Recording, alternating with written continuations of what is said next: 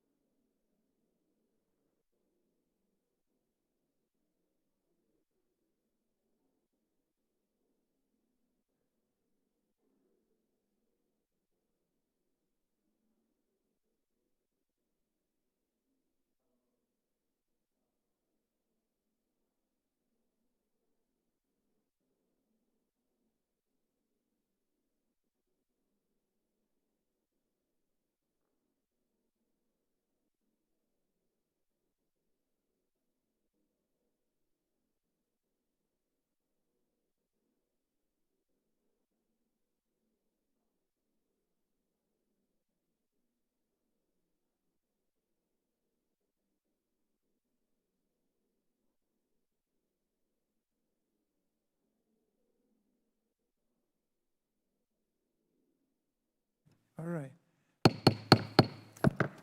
Good morning, everyone. The subcommittee will now come to order. Without objection, the chair is authorized to declare a recess of this committee at any time. Today's hearing examines the oil industry's knowledge and awareness of climate change and how its climate change denial campaign has affected people of color and vulnerable populations in our country and around the world.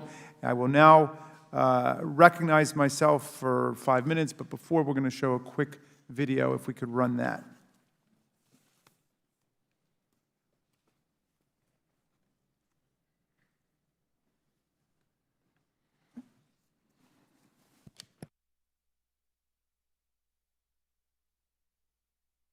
While we're queuing that up, I want to welcome all of our witnesses. Thank you for coming, and thanks to all of our participants. There's some other hearings going on. Mr. Zuckerberg is down the hall, and of course, the impeachment investigation continues. So members will be coming in and out as their schedules permit. Are we okay now? No. All right. Well, let me go ahead and start with my statement, and we'll come back to the video. But before I begin, I want to take a moment to recognize our beloved colleague and friend, Chairman Elijah Cummings, who chaired our committee. And he believed with all of his heart and all of his mind that government must be an instrument for the common good of all the people. His passion for freedom, for justice, for strong democracy will infuse the work of this subcommittee and the committee generally for generations to come. As our nation mourns him, many people have been sharing some of Elijah's most inspirational aphorisms, one of which is apt for our purposes today. In a 2016 hearing about the environmental and public health crisis unfolding in Flint, Michigan, Elijah called on his colleagues to recognize the moral gravity of the situation. And he said, quote, "Our children are the living messages that we send to a future that we'll never see. The question is, will we rob them of their destiny? Will we rob them of their dreams? No, we will not do that."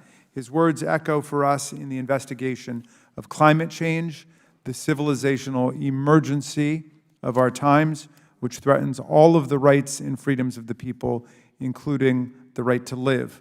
Climate change is one of the preeminent emergencies facing our country. The evidence seems overwhelming that for decades, the oil industry understood the lethal threat of climate change, but misled the American people and buried the scientific truth of climate change. The industry has deprived the people of crucial information with predictable and lopsided results. Working people without the time or money to fight back against big oil are paying the heaviest price now for climate change. Oil companies like Exxon knew the scientific reality 40 years ago, but waged a war of deception that cost us precious time in the fight to save our planet. If we can put that slide up on the screen.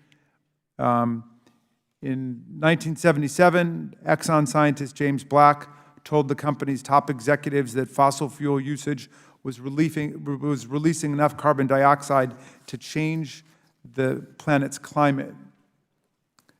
2 years later, in 1979, an internal Exxon memo noted that the buildup of CO2 in the atmosphere would, quote, bring about dramatic changes in the world's environment. That's in 1979, they had a memo pointing that out, that there would be dramatic changes in the environment. In a 1981 memo, Exxon executive Roger Cohen cautioned against understating the threat to our planet, warning that the Earth's temperature could rise so high that it would, quote, produce effects which will indeed be catastrophic, at least for a substantial fraction of the population. That's in 1981 that Exxon executive Roger Cohen was warning of this. Exxon knew decades ago that climate change was real and would have devastating consequences if left uncorrected.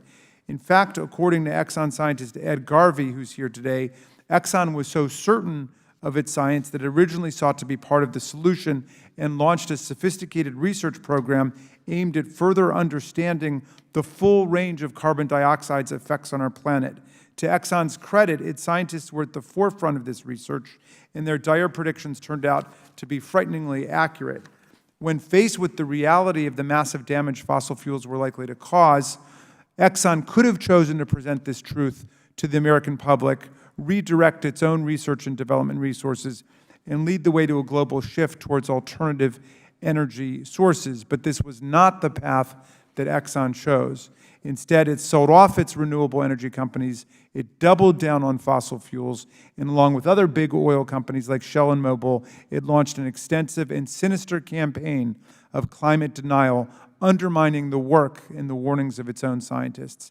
To make matters worse, big oil companies fortified their own infrastructure against climate change, factoring in the anticipated rise in temperatures and sea levels when deciding how and where to build their own infrastructure. This revealing course of conduct simply gives the game away. They use their knowledge of climate change to protect their future profits while preventing the American people from acting together to protect our collective future. They use their knowledge of climate change for purposes of corporate planning, but publicly denied the reality of climate change for purposes of national planning. This contradiction is at the heart of our hearing today. The oil industry's denial campaign placed private corporate interests above the national public interest, and now poor and minority communities are bearing the brunt of the devastating effects of climate change. Climate change has already had a disproportionate effect on low-income communities and communities of color, from New Orleans to Puerto Rico, the people who are often said to suffer first and worst. Rising sea levels threaten to displace coastal and island communities. Government efforts are already underway to relocate Native American tribes in Louisiana and Alaska whose lands are vanishing into the ocean. Immigrants from Central America are migrating here to escape famine and drought caused by global warming. Urban neighborhoods suffered disproportionately from rising temperatures. In Chairman Cummings' hometown of Baltimore, lower-income areas of the city were as much as 6 degrees hotter than the cooler, wealthier, tree-lined neighborhoods of the city. Hurricanes and wildfires are increasing in frequency and intensity, trapping poor people who cannot afford to evacuate or who struggle to rebuild their lives after losing everything to floods and flames. In short, climate change produces the most devastating effects on those who can least afford to manage it. The decades-long denial campaign has twisted and perverted our democracy.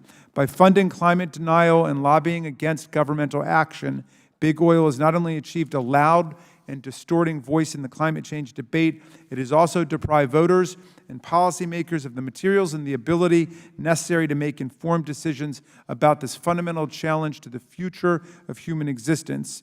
James Madison said, quote, "A people who mean to be their own governors must arm themselves with the power that knowledge gives." The people have been denied the power that knowledge gives, which means that we've effectively been governed by big oil with respect to climate change. We are thankfully beginning to see momentum shifting towards action to prevent the further destruction of our climate system, but we must remain wary of the feel-good commercials and empty promises that by companies that are still intent on deceiving the public. Exxon and their allies are continuing to fund climate denialism and explore new oil fields to exploit, even as the warnings from scientists grow increasingly dire about our situation. In closing, I return to the words of Chairman Cummings.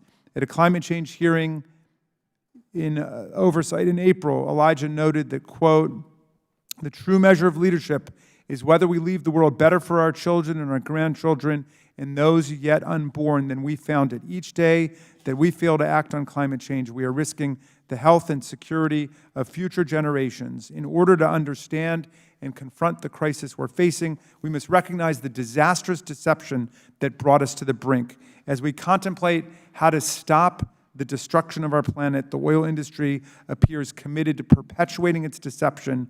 I challenge everyone here today to answer Congressman Cummings' call. Will we allow climate denial to continue robbing our children of their destiny and their dreams?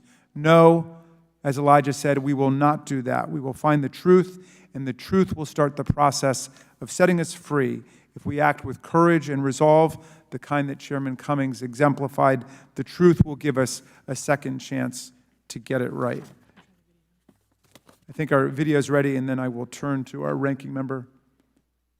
In the fall of 2015, an investigation by the Pulitzer Prize-winning Inside Climate News, as well as the Los Angeles Times and the Columbia School of Journalism, revealed a trove of documents from scientists inside oil giant Exxon Mobil, showing that Exxon scientists understood the mechanisms and consequences of human-caused climate change as early as the late 1970s and early 1980s. What we've found when we've read these documents is a clear, unmistakable, systematic discrepancy between, on the one hand, what ExxonMobil said and discussed about climate change in private and in academic circles, and on the other hand, what it said about climate change to the general public. Proponents of the global warming theory say that higher levels of greenhouse gases are causing world temperatures to rise and that burning fossil fuels is the reason. But scientific evidence remains inconclusive as to whether human activities affect the global climate. There was no questioning that the atmospheric carbon dioxide was increasing, that atmospheric carbon dioxide was going to change the climate in some fashion. The question was how fast, how much, and what kind of impacts would it have. From the Earth's tallest peaks to the ocean floor, scientists warn no part of the world will be spared from the climate crisis. The consequences for nature and humanity are sweeping and severe. Houston has always had storms and rain, but Hurricane Harvey brought 50 inches of rain over a few days and flooded 80,000 homes across the metro area. That's unprecedented, and climate change was what made that difference. So we modeled Hurricane Harvey in the 1900 climate, and we modeled Hurricane Harvey in today's climate, and we saw that there was a 3 times more likely chance of Harvey occurring in today's climate as in the 1900 climate. What if Exxon had continued down the path of accepting climate change, being a good faith actor in all of this, working with the government? Where would we be right now if the biggest oil company in the world, a leader in industry, had done that? Okay. And now I'm delighted to recognize the ranking member, Mr. Roy from Texas, for his opening statement. I thank the chairman. Good morning. And before addressing today's hearing, I'd like to take a moment to express my deepest condolences to the family of Chairman Elijah Cummings, to my colleagues on this committee and throughout the body, and also to his staff. I know it is a great loss. I know just a couple of months ago we were having a pretty nice sparring session here in this committee, as we are wont to do on occasion. And I had referenced my son in the context of talking about it. My son happened to be here, and he was sitting back here in a chair, and the chairman graciously, this was in July, asked to meet my son and sit and talk to him, and we got a great photo of my son with the chairman that I will cherish, and I will miss him dearly, as I know many of us will. As always, I'd like to thank Chairman Raskin for his work with the subcommittee. I appreciate it very much and respect him immensely. With that, of course, here we go. We'll start our sparring. I must say I'm puzzled a little bit as to why the Civil Rights and Civil Liberties Subcommittee was chosen for this topic. We have a subcommittee on the environment. I think that might be a more natural place for it, but here we are. I would also suggest to you that if you're wondering why there are many of our colleagues aren't here, it's in significant part because the House majority has created a scheduling conflict. The House majority has scheduled depositions today as part of their inquiry. As a result, members have been forced to choose between this hearing and the deposition, and that choice is not very easy. So a lot of my colleagues are downstairs, which is where I would be if I weren't in this hearing right now. You know, in my opinion, there's been a lot of arbitrary rules set by the chairman that makes it difficult. A lot of members feel like they have to be there because we're not easily able to go find the transcripts. We're not able to go see what's going on. Now, that's not obviously what we're here to discuss, but it is. It merits at least discussion and recognition that this is what we're having to deal with as a body right now without our ability to have our colleagues be able to see the information that Mr. Schiff is keeping secreted away in the bunker down below in a skiff. But as to the topic that we're talking about here today, you know, I think if you look at this, much of today's hearing has been seemingly orchestrated for some period of time. Some of the witnesses here today, I think, have been coordinating for years, going to meetings and discussing, pursuing congressional hearings and getting sympathetic states attorney general in an effort to secure documents from different oil and gas companies. The purpose of this hearing seems to be to stir up a media frenzy and provide storyline for the current court case going on in New York, a case that isn't necessarily even involved, isn't even about allegedly covering up the truth about climate change anymore, but is instead about accounting disagreements in many respects. And demonizing companies and the Americans they employ for political gain does not seem to be a productive use of our time while we sit here in an air-conditioned hearing room powered by natural gas from the Capitol Power Plant. It's where we sit. So let's just remember about how our lives are powered right here today with the electricity right here in this room, the air conditioning, the heat in this building throughout the winter, a gas-fired power plant, natural gas being the lifeblood of what we're seeing in a renaissance for energy in the United States of America, creating jobs and wealth and opportunity and developing and improving lives around the world. Today, 815 million people around the world suffer from food insecurity. 900 million do not have access to electricity, and every year 3.5 million die of pollution from biomass they burn inside their homes. We have significant information demonstrating the explosion of affordable energy has increased the standard of living and nearly doubled life expectancies around the world. Over the past 25 years, more than a billion people have lifted themselves out of poverty due in large part of access to electricity. Now think about that. And I was once in a focus group. Somebody said, well, where do we want to get power? Well, not from coal or gas. No, we don't want to get power from that. Where do we want to get power? And the person said, from electricity. Where does electricity come from? It comes from a number of sources. Texas, by the way, leads the nation in all of the above approach in terms of wind and solar being a significant part of the grid in Texas. Yes, that great evil bastion of oil and gas, Texas. That Governor Perry, who for 14 years was driving an all of the above approach in Texas. But at the end of the day, our grid in Texas still is massively powered by the dense energy that is available in fossil fuels, making lives better every single day, making a single mom be able to have access to affordable electricity every single day. Unlike the 54 or 55 million people in Europe choosing between heating and eating every day because of the onerous regulations placed on them, people in the United States of America, including the most vulnerable and the most poor among us, are able to have the lifeblood of power, of electricity. Hospitals that are powered up where babies have incubators that work instead of people squeezing bags in Africa where you don't have access to a power abundantly. So we sit here today talking about civil rights and civil liberties. Let's talk about the massive violation of civil liberties that will occur if we do, as Elizabeth Warren has said, ban fracking. Let's crush the American economy and crush the jobs in not only Texas, but around the United States, and ban fracking in a fit of hysteria, undermining the very civil liberties of the Americans that depend on that affordable and available, abundant energy. That's what we should be talking about. That's what we should be talking about when we're talking about civil liberties. And that's what I think we hope we'll have discussion today in this hearing. If you look at the number of people that have been driven out of poverty over the last 25 years, compare that to the chart of the doubling, tripling, quadrupling, 6 times amount available of gas, oil, and coal powering the world that has lifted people out of poverty throughout the world and in the United States. With that, I'll yield, Mr. Chairman. Great. Thank you very much, Mr. Roy.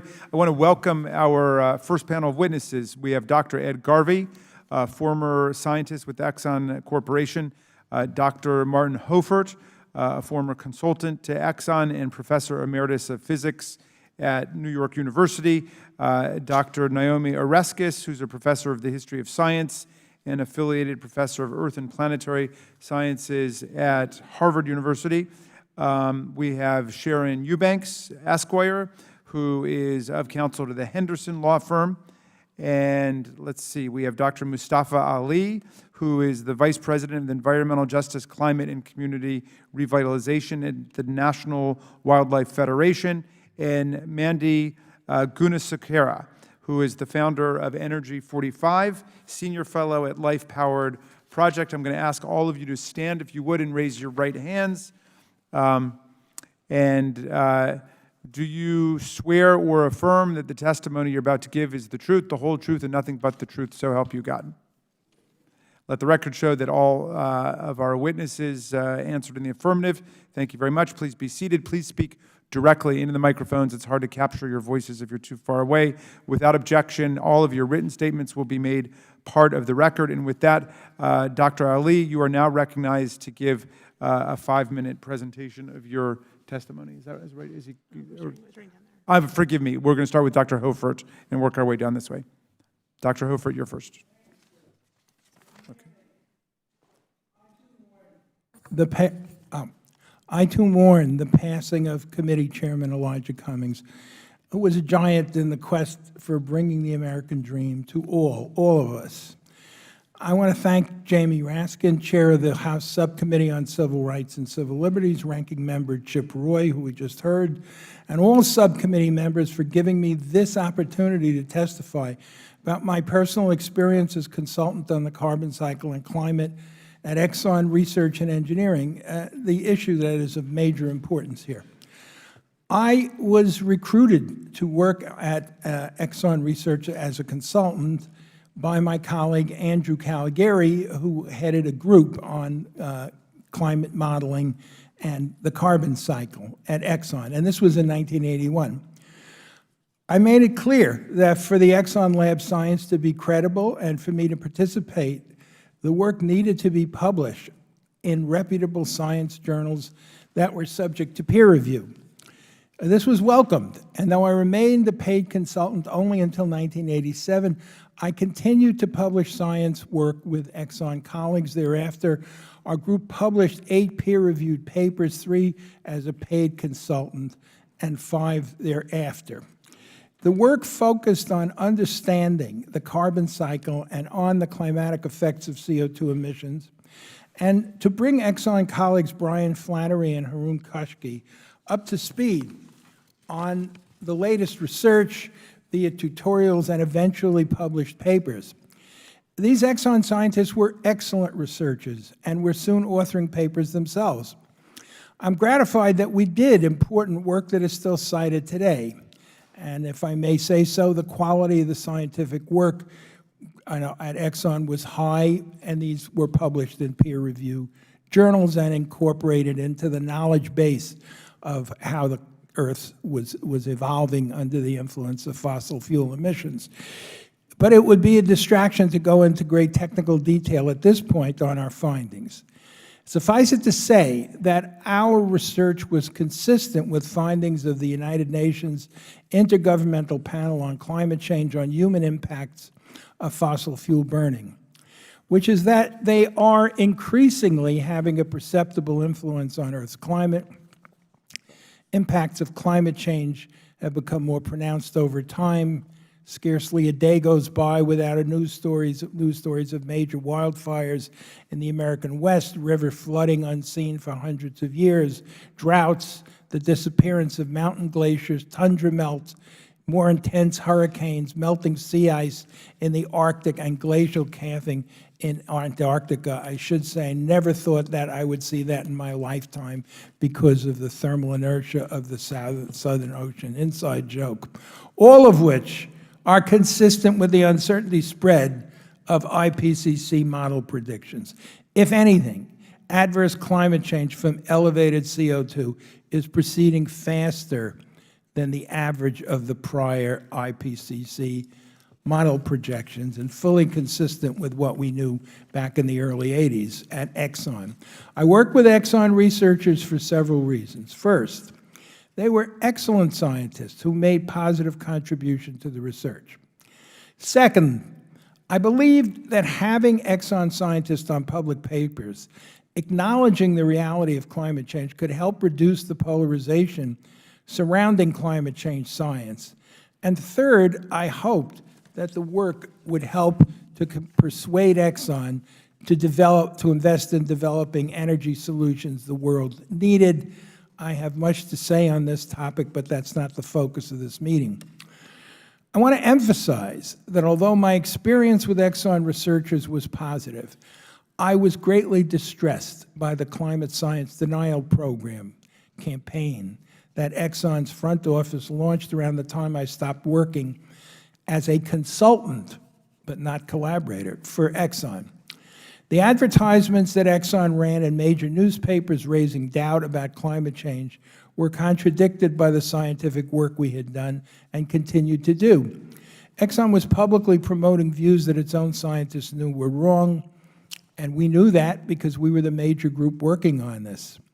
This was immoral and has greatly set back efforts to address climate change. I cannot see into Exxon management's heart. Whatever its intent, willful ignorance, stymieing an effective response to preserve quarterly profits, or simply an incomprehensible refusal to incorporate their own world-class researchers' results into their business plans, which is demonstrably counterproductive long-term. What they did was wrong. They spread doubt about the dangers of climate change when its researchers were confirming how serious a threat it was. The effect of this disinformation was to delay action internally and externally. They deliberately created doubt when internal research confirmed how serious a threat it was. As a result, in my opinion, homes and livelihoods will likely be destroyed and lives lost. Thank you. Thank you very much, Dr. Hofer. Dr. Garvey. Good morning. Let me start also by saying that I want to express my sympathy to the panel, the loss of the chair. He was a great man and will be missed. Thank you for the opportunity to speak before the committee. I am here to testify that Exxon considered rising CO2 levels and the potential for CO2-driven climate change to be of sufficient concern to commit to a significant research effort in 1978. I personally participated in the data collection for this research effort, and I had firsthand knowledge of my management's objectives in collecting these data. I'd like to briefly describe to you some of the pertinent events and the managerial philosophy that was in place during my 5-year tenure at Exxon Research and Engineering Company. I was hired in 1978 to assist a senior scientist at Exxon, Dr. Henry Shaw, in the development of a greenhouse gas research project. Exxon scientists such as Dr. Black and Dr. Shaw had raised this as an issue to the corporation. I was told by Dr. Shaw that Exxon undertook this research to earn itself a place at the table among scientists, policymakers, etc., regarding climate change and the potential responses to it. The research was intended to make an important contribution to the understanding of CO2 and climate science. The program was also intended to constitute a uniquely Exxon contribution to the science. In developing the program, we worked closely with Drs. Wallace Broker and Tara Takahashi, geochemists with Columbia University. My managers at Exxon felt that a joint investigation with well-respected researchers, such as these scientists, would lend credibility to the effort. By working with leading scientists from academia and by contributing highly useful research, Exxon felt its opinions would be taken seriously regarding greenhouse gases and possible solutions to the problem. We ultimately selected Exxon International's 500,000-ton supertanker, the Esso Atlantic, to set up a dedicated monitoring system. The monitoring equipment would obtain measurements of CO2 in surface water and in air as the ship traversed its normal routes. The program's goal was to understand the role of the ocean in the global carbon cycle and its role in storage of anthropogenic CO2. Exxon expended a very significant effort to design and support the equipment in the relatively harsh environment on board the tanker, over $900,000 per year at the program's peak. Exxon also planned to make known its commitment to the greenhouse gas studies. The videotapes of me on the ship that are now on the internet were made by professional photographers in 1979 with the intention of presenting the program to shareholders. The tanker project required the cooperation of multiple divisions within Exxon, the Exxon Research and Engineering Company, which employed Dr. Shaw and myself, Exxon International, and Exxon USA. It was my understanding that the Exxon corporate board was aware of the project, given its magnitude, approved its implementation, and was kept apprised of its progress. Around 1980 or so, unrelated to the tanker project, Exxon expanded its research efforts into climate modeling. They hired several scientists from academia, including Dr. Brian Flannery, as well as Dr. Huffert, to conduct this line of research. About 2 years later, the oil market experienced a significant downturn. Exxon began to lay off staff across the corporation and also ended the tanker project abruptly. To that point, we had published only one journal article on our work. I have included a copy of the article with my written statement. With the end of the project, I opted to leave Exxon in 1983 and continue my graduate studies at Columbia. Although I was very disappointed when Exxon discontinued the study, I am still grateful for the opportunity I was afforded. In summary, the importance of my testimony is to note that Exxon knew of the anthropogenic climate change issue in the 1970s and considered it a sufficiently important problem to the company and perhaps to society that it undertook a major research effort. While the research at Exxon did not continue long enough to fully interpret the results, The data we collected eventually became part of the scientific work published by Columbia scientists. Although the corporation chose to discontinue this research, it continued to fund climate modeling research for at least several years after it terminated the tanker project. For the work that I was involved in, Exxon efforts were intended to reduce the uncertainties associated with climate change forecasts and CO2 cycling. In both instances, the corporation was aware of the potential problem caused by rising CO2 levels. Thank you very much for your testimony. Dr. Oreskes. Thank you very much for the opportunity to speak with you today. My testimony is based on 15 years of research on the history of climate science and on the history of attempts by the fossil fuel industry and its allies to mislead the American people about that science. Scientists have known since the late 19th century that carbon dioxide from burning fossil fuels had the potential to change the Earth's climate. By mid-20th century, the issue was being widely discussed. In 1961, for example, Alvin Weinberg, the director of the Oak Ridge National Laboratory, called carbon dioxide one of the big problems of the world, by which he meant a problem, quote, on whose solution the entire future of the human race depends. By the late 1960s, political leaders were discussing the issue too. One example was Henry Jackson, the Democratic senator from the state of Washington. In 1969, Jackson wrote to Lee Dubridge, the science advisor to President Richard Nixon, reacting to a letter from a constituent who had heard about the greenhouse effect on television. Jackson asked Dubridge whether pollution from automobiles could contribute to the greenhouse effect. Dubridge replied, "It is known that high concentrations of CO2 in the atmosphere will warm the climate. There is little doubt that the automobile contributes a very significant fraction of this carbon dioxide." Between 1966 and 1970, when Congress held numerous hearings on air pollution, many leading scientists testified about carbon dioxide and climate. Their testimony, along with legislators' detailed and sometimes lengthy discussions of the issue, helps to explain why the 1970 Clean Air Act explicitly states that, quote, all language referring to the effects on welfare includes effects on soils, water, crops, vegetation, weather, and climate. Fast forward to 1992, when world leaders met in Brazil to adopt the UN Framework Convention on Climate Change, which committed its nearly 200 signatories to prevent, quote, dangerous anthropogenic interference with the climate system. In signing that convention, President George H.W. Bush promised, quote, concrete action to protect the planet. But that did not happen. And since 1992, climate change has gone from being a prediction to being a fact. We now have clear and convincing evidence not only that man-made climate change is underway, but that it is driving sea level rise, making floods, fires, heat waves, and hurricanes worse, threatening water supplies, and adversely affecting human health. So why did we fail to prevent dangerous climate change? The answer is not for lack of information or awareness. I submit that a large part of the answer is the systematic, organized campaign by the fossil fuel industry and its allies to sow doubt about the science and prevent meaningful action. We have heard how ExxonMobil not only knew about the findings of climate science, but until the 1980s contributed to that science. However, sometime in the late 80s or early 90s, ExxonMobil changed course. Rather than accept the science and alter its business model appropriately, it made the fateful decision to fight the facts. For more than 30 years, the fossil fuel industry has deliberately and systematically misled the American people. The details of these efforts are presented in my recent co-authored report, How Americans Were Deliberately Misled About Climate Change, submitted as Appendix 4.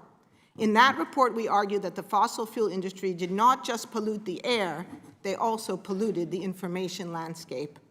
They did this through false advertising that misrepresented climate science, by collaborating with trade organizations and think tanks to reinforce their misleading messaging, and by attacks, personal attacks on climate scientists. Internal industry documents make clear that these activities were intended to undermine public support for action on climate change. In this sense, disinformation campaigns were adjuncts to the extensive congressional lobbying aimed at blocking lawmakers from passing legislation that might meaningfully address the issue. Between 2000 and 2016, the fossil fuel industry spent more than $2 billion on congressional lobbying, outspending environmental organizations and the renewable energy sector by a ratio of approximately 10 to 1. In our 2010 book, Merchants of Doubt, Eric Conway and I showed that the strategies and tactics used by the fossil fuel industry to disparage climate science, to sow doubt in the minds of the American people, and to block action were the same as those used by the tobacco industry.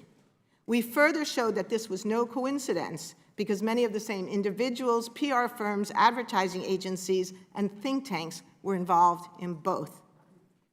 Democracy depends on citizens having access to accurate information on which to make informed decisions. As a result of fossil fuel disinformation, the American people have been denied accurate information about a matter that affects our lives, our liberty, and our property. And while the industry has reaped literally billions in profits, hundreds of billions in profits, we, the American people, are now footing the bill for the damage. Thank you very much. Thank you, Dr. Oreskes. Ms. Eubanks, you're on for 5 minutes. Thank you very much for the opportunity to appear before this subcommittee today. I'm going to take this time to amplify some of the more salient points of my written testimony. Here in the United States, we face a climate emergency. Climate change poses a fundamental threat to human health, ecosystems, and property.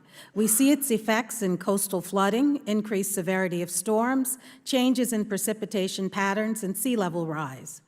Climate change, global warming, call it whichever, is caused by the emission and accumulation of greenhouse gases in the atmosphere, primarily due to the combustion of fossil fuels, oil, gas, and coal.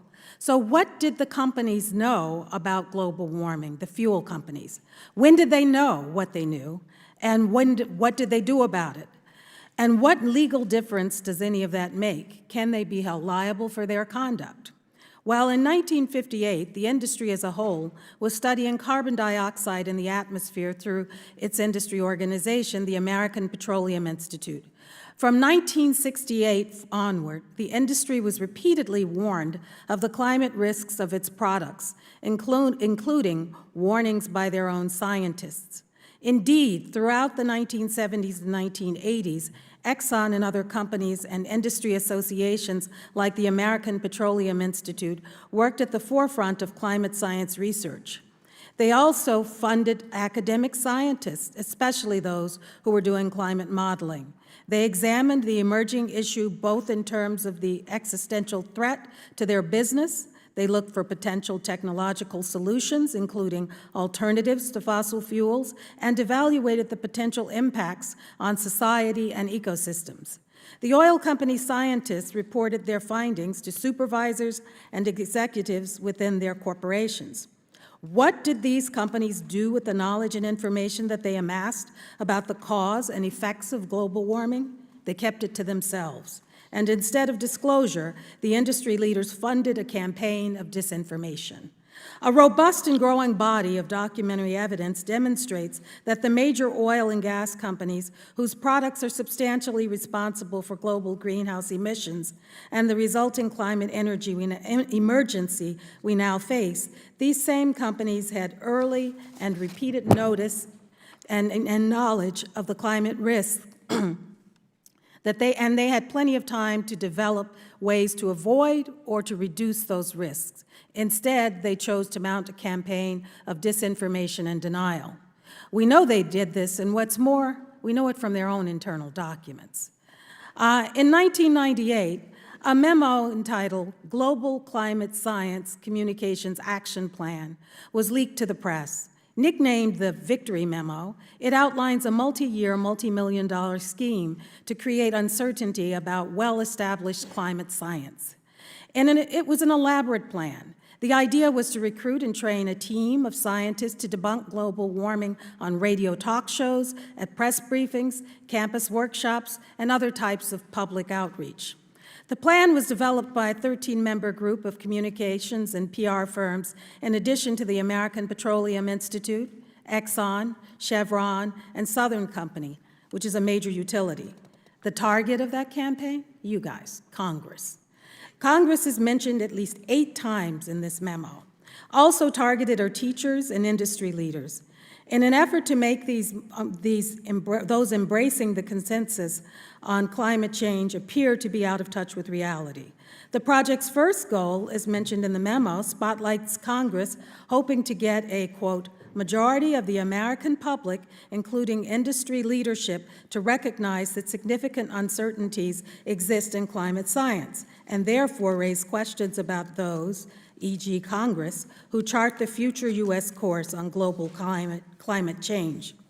The mechanism for sowing confusion about climate science would be a new educational foundation called the Global Climate Science Data Center, with an advisory board of respected climate scientists, so-called, and a 2-year budget of $5 million. The center would be a one-stop resource for climate science for members of Congress as well as others. Victory would be achieved, the memo states, and when recognition of uncertainties becomes part of the conventional wisdom. It appears that some form of the plan was implemented, and yet that was only the tip of the iceberg. The denial campaign continues today, particularly in the courtroom. In my written testimony, I highlight the similarities between the actions of big tobacco and what we know about the actions of the fossil fuel industry, similar tactics and lies. I think of how Henry Waxman showed America the true face of the tobacco industry, exposing decades of deceit. He conducted scores of hearings from numerous committees of all aspects of tobacco. That was congressional oversight, and no one ever said it was easy. But legislation is needed, and legislation and oversight are conjoined. Hearings make a public record that are necessary and they're proper. Because of the time when nothing was being done to address global warming, we're now faced with the fact that tomorrow is today. We're confronted with the fierce urgency of now. This is the time for vigorous and positive action, wholly within your jurisdiction. Thank you, Ms. Eubanks. Dr. Ali, for 5 minutes, you're recognized. Yes, and I would also like to raise up the name of Chairman Cummings, who, when I was a Brookings fellow here on Capitol Hill, he was a mentor to many of us, especially young men and young women of color. Chairman Raskin, Ranking Member Roy, and members of the committee, on behalf of the National Wildlife Federation, our 52 state and territorial affiliates, more than 6 million members, and environmental justice communities across our country, thank you for the honor of testifying before you today. Today's hearing comes at a crucial time as our most vulnerable communities are in the crosshairs of both public health impacts from the burning of fossil fuels and the impacts of climate change. My grandmother had a saying, when you know better, do better. Exxon and other fossil fuel companies have known the impacts of their industry on our planet and the health of our most vulnerable communities for decades. For over 40 years, the environmental justice movement has been placing a spotlight on the disproportionate health impacts that have been happening in communities of color, lower income communities, and on indigenous lands. They have been collecting, researching, and analyzing their own data through citizen science and working with colleges, universities, and scientific organizations to highlight those public health challenges and climate impacts they face on a daily basis. Health impacts of burning fossil fuels include increased respiratory issues, exacerbated allergy symptoms, asthma, cardiovascular disease, and premature death. In the United States, more than 26 million people have asthma. Communities have also had to battle the misinformation campaigns over the years. A handful of fossil fuel companies have provided funding to scientists to produce biased data. This analysis is used to deny or understate the negative impacts of the fossil fuel industry, discredit the practicality and the value of clean and renewable energy systems, or refute the very existence of climate change and the role of human activity on its proliferation. Environmental justice communities have often had to deal with the double whammy of fossil fuel pollution that comes from facilities like those owned and operated by Exxon and others. They have to deal with the immediate impacts of exposures to the burning of fossil fuels and to the warming of the oceans and our planet, which contributes to the increases in hurricanes, floods, droughts, and wildfires, just to name a few. Fossil fuel facilities are disproportionately, let me say that again, disproportionately located in communities of color. From Southwest Detroit to Baytown, Texas, to Cancer Alley in Louisiana, communities of color are in the crosshairs of this pollution and have been told not to worry. More than 100,000 people are dying prematurely from air pollution in our country. That's more than dying from gun violence. More than 1 million African Americans live within a half-mile of oil and natural gas wells, processing, transmission, and storage facilities, not just including oil refineries. 6.7 million live in counties with refineries, potentially exposing them to an elevated risk of cancer due to toxic air emissions. In Tennessee alone, 54% of residents living in counties with oil refineries were African American. For reference, African Americans make up around 13% of the U.S. population. Emissions from oil and gas have been linked to over 138,000 asthma attacks and over 100,000 missed school days each year. Approximately 13.4% of African American children nationwide have asthma, compared to 7.3% of white children.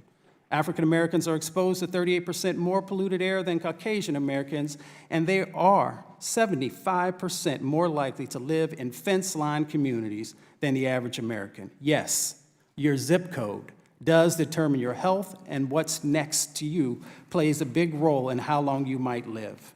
Climate change presents the second whammy. It is a global and domestic problem, and our most vulnerable communities are often hit first and worst. Disruptions of physical, biological, ecological systems can lead to significant impacts to wealth and health. It's really quite simple. Communities of color carry the burdens for the burning of fossil fuels. In 2017, there were 16 natural disasters in the United States that exceeded $1 billion in losses. Hurricane Harvey dropped 27 trillion gallons of rain over Texas and Louisiana with an estimated cost of $125 billion, making it the second most expensive natural disaster. Over 72,000 people needed to be rescued, causing 14,000 National Guard members to be activated to help. Community members in the Manchester neighborhood in Houston, Texas, and Port Arthur, Texas, are severely damaged by both the water, wind, and the 8.3 million pounds of unauthorized air pollution released in their communities, putting their health at risk. Hurricane trauma creates high levels of anxiety and post-traumatic stress disorders among those impacted by the storms. Natural disasters increase stressors, further threatening the mental health conditions already facing overburdened and vulnerable communities. Flood and extreme rains. Heavy precipitation events, the heaviest ones, percent of rainfalls now drop 38% more in the Northeast, 42% more in the Midwest, 18%. Dr. Ali, if you could just wrap up because your time is up. I can't. All of that being said, that our most vulnerable communities are the ones that are being hit first and worst and being disproportionately impacted. I look forward to answering your questions. And thank you very much. And then Ms. Gunasekera. Thank you. You're recognized for 5 minutes. Chairman Raskin, Ranking Member Roy, and members of the committee, thank you for the opportunity to testify today. Before I start my testimony, I, like many of my colleagues here, want to express my condolences to the family, this committee, and the larger community for the passing of Congressman Cummings. As a former House staffer, I was inspired by his passion on issues he cared the most and saw true statesmanship in his willingness to reach across the aisle and engage, not always agree, but respectfully engage with his colleagues.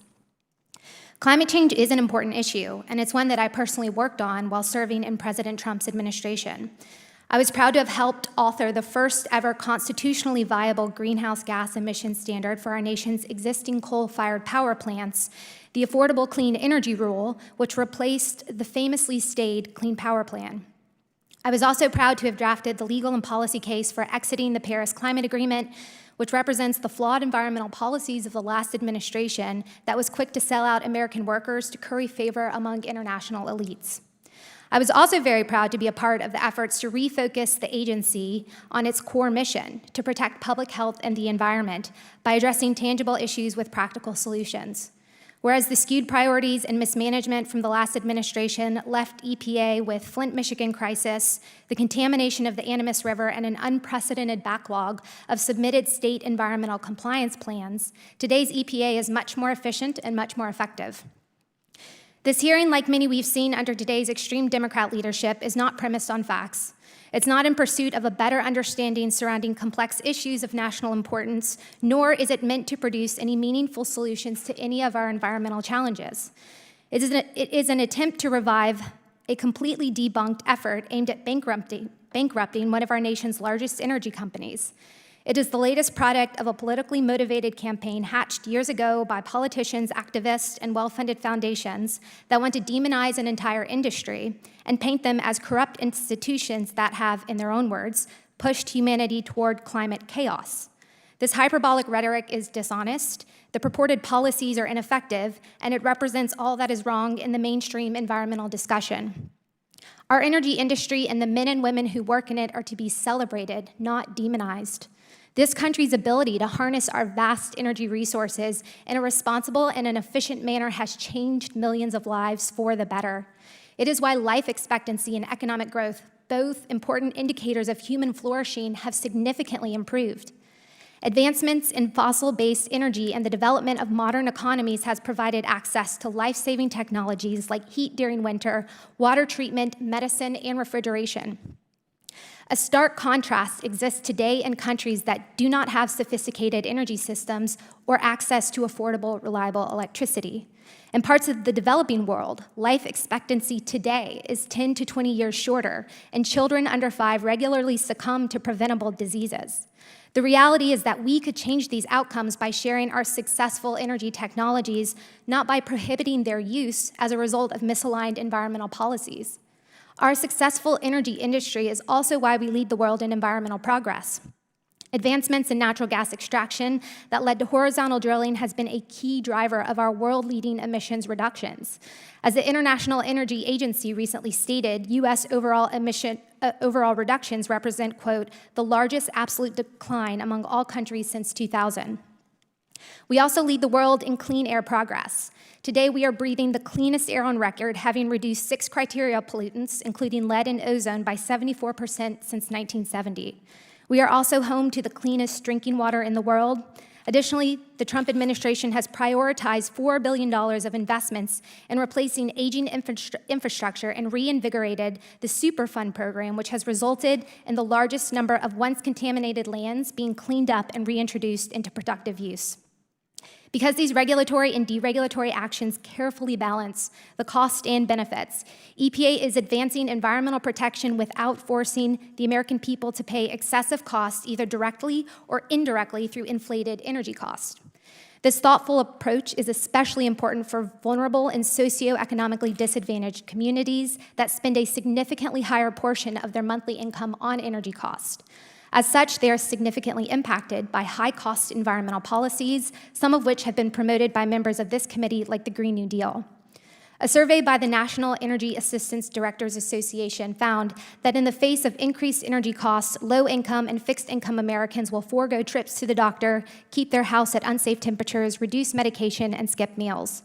No American should be forced to make these types of unhealthy decisions, and the good news is that we don't have to pick. President Trump has demonstrated how the best environmental actions are focused on balancing the goals of economic growth alongside reducing pollution, not pitting these interests against each other. Thank you again for the opportunity, and I look forward to your questions. And thank you for your testimony, Ms. Gunasekera. We are going to now launch into our 5-minute per member questioning period. We're going to roll with the punches a little bit because there are so many other hearings that people are in and out of, and I'm going to begin by yielding the first 5-minute block, which I would ordinarily take to Mr. Gomez before he has to go. Thank you, Mr. Chairman. At the beginning, we heard from my colleague from Texas who said, why are we discussing the issue of climate change in the Civil Rights Committee and not in the Environmental Committee? It's because when we have denied science for so long, it led to a lack of progress and a sincerity of trying to deal with this issue, right? Which led to a disproportionately impacting people of color, minorities, people in urban areas. You know, if you really look, where are we going to see high rates of asthma? Minority communities. Where are we going to see a lack of clean air and clean water? Minority communities. Where are we going to see heat island effect, where you see rising temperatures scorching cities in minority communities? Where are you going to see people paying a disproportionate amount of their income to keep their houses cooler? In minority communities, right? Yes, minority communities are disproportionately impacted first and foremost, but we will not be the last communities that are disproportionately impacted. The people who represent rural areas, if you do not think that climate change is coming to your district or to your communities, think again. Look at Paradise in Northern California, devastated by wildfires. We have so many wildfires that we can't even keep track of them in California anymore. And these fires don't go uphill, they go downhill. Things that firefighters have with years and decades of experience have never, ever seen before, right? So denying science leads to a denial that we can actually tackle this problem. So I'm actually proud that this committee for the first time is bringing up this issue in the context of civil rights. Because oftentimes communities of color, communities that are most impacted are often the ones that are left behind. And I agree, some policies have to do a better job at targeted resources.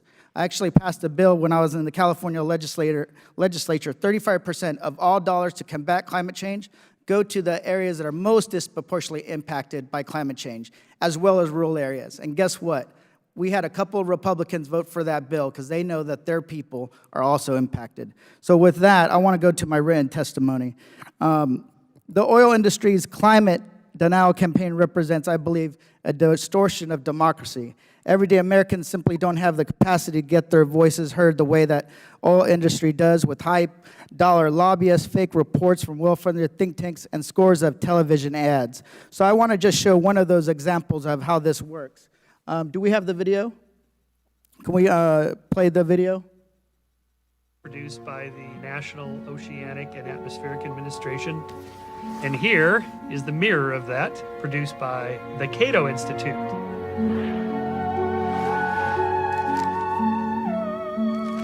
They've adopted the exact same page layout and design.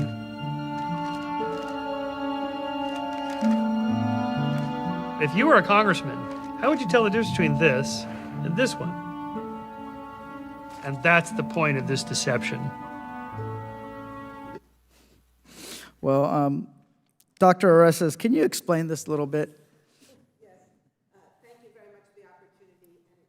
Thank you very much for the opportunity, and particularly to discuss the issue of the distortion of democracy. So one of the things we know is that Exxon Mobil and other members of the fossil fuel industry have spent hundreds of millions of dollars on advertising campaigns, false advertisement reports, documents designed to confuse both the American people and Congress about this issue. And so this is just one specific example that we documented in our work that was produced by the Cato Institute.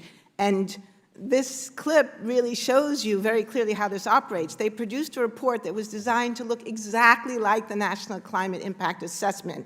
But if you compare the reports, what you see is that the Cato Institute, which is not a scientific organization, is actually refuting the findings of the National Climate Impact Assessment. But they do it in this format that is extremely confusing. And why would they do that?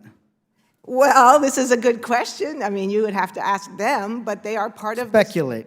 They are part of a network that they have been heavily funded by the fossil fuel industry. They have very strong connections to the Koch family and the Koch industries. So it would be plausible to conclude that this was part of a strategy to prevent action on climate change. So they're not the only think tank that does this kind of Not work. at all. We've counted over 30 think tanks that were involved in the networks that we've studied. The Royal Society back in 2006 did a study of think tanks that had been funded just by Exxon Mobil alone, so not including Chevron on Peabody Coal and all the rest. Just Exxon alone had funded 39 different think tanks and organizations that promoted misleading and inaccurate information about climate change.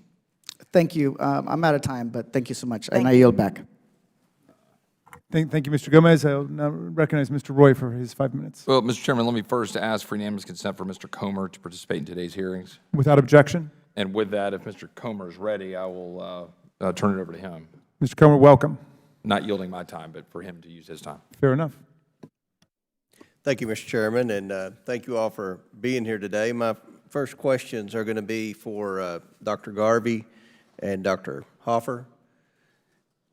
You all, at any time while you were working with ExxonMobil's research, was there research out of step with the academic and research community at that time? You want to go first? No, it was not. No, it was not. It was not. It was basically reinforcing academic research all over the world, as reflected in the Intergovernmental Panel on Climate Change, which summarizes all the peer-reviewed research on climate change all over the world. Was any of your all's work ever published in scientific journals? There was one article published from the Tanker Project directly, and then some of the data was published in other articles by Columbia University. Yeah, our work was profusely published, and it's not easy to do. You have to get 2 peer reviewers, and these were quality journals. All in all, and there are 8 papers on Exxon's own list of 100 papers that they wrote or they contributed to in climate change that were produced by our group. And as I said in my introductory statement, from 81 to 87 when I was a paid consultant, and I continued to cooperate after I was a paid consultant with my Exxon colleagues. We published 5 more papers in peer-reviewed journals. Mr. Chairman, the New York Attorney General and many others leading climate change litigation efforts across the country would have us believe that the oil and gas industry hid key science for decades from the American public.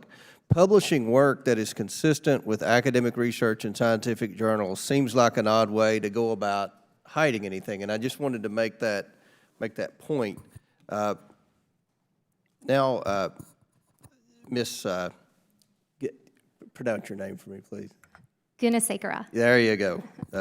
My question for you, environmental activists have acknowledged that one of their goals is to encourage strategic litigation that would bring internal company documents into the public domain. These documents would then be used to develop negative narratives about the oil and gas companies. Do you believe these lawsuits are really in the best public interest? No, I don't. I don't believe they're good for the American people. And when it comes to what they purport to do, which is improve the environment, it has no relative impact. Whether you're talking about these frivolous lawsuits protesting the Keystone XL pipeline or encouraging divestment, that has no real impact on the environment, and it does nothing to advance the interests of the American people. Well, then how does taking money from companies that are driving innovation and giving it to trial lawyers help the American people? I don't think it helps them at all. I think that drivers of innovation are where the solutions to any current and future challenges will come, and it's in the best interest of policymakers and the American people to seek out and support these institutions, not to demonize them in the ways that we've seen from this relative campaign. Right. I know that you were involved in the President's decision to withdraw from the Paris Climate Agreement. Can you talk about the reasoning behind his decision to do that? Yeah, absolutely. It came down to a number of factors, but most notably the fact that it was going to ship American jobs overseas to countries like China and India that don't use basic pollution control technology our industrial operators have been using for decades. And so you were going to take economic opportunity and jobs, ship them overseas, and then exacerbate air quality issues, some of which are finding its way over here to this country, and undermine efforts to reduce greenhouse gases. Right. Well, I think that my questions make a solid point that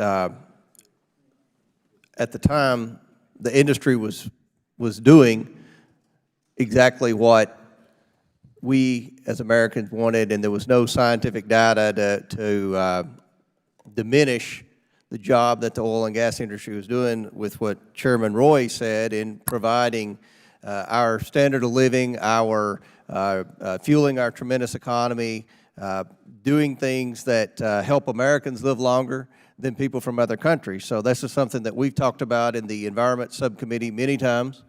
We've had this climate change topic with at least 3 committee hearings in the Environment Subcommittee. So I just wanted to make that statement. Demonizing these countries, fueling trial attorneys to have more frivolous lawsuits is not going to achieve any objective that we have today as we move forward to talk about ways to improve the climate. So with that, Mr. Chairman, I yield back. All right. Well, thank you for joining us today. And then we go now to Ms. Kelly, the pride of Illinois' 2nd District. Why, thank you, Mr. Chair. We've heard from Dr. Oreskes and Ms. Eubanks about how oil companies other than Exxon engaged in climate denial. So I want to turn to some other examples of oil industry deception. In 1997, a Mobil oil ad claimed that scientists cannot predict with certainty if temperatures will increase. Dr.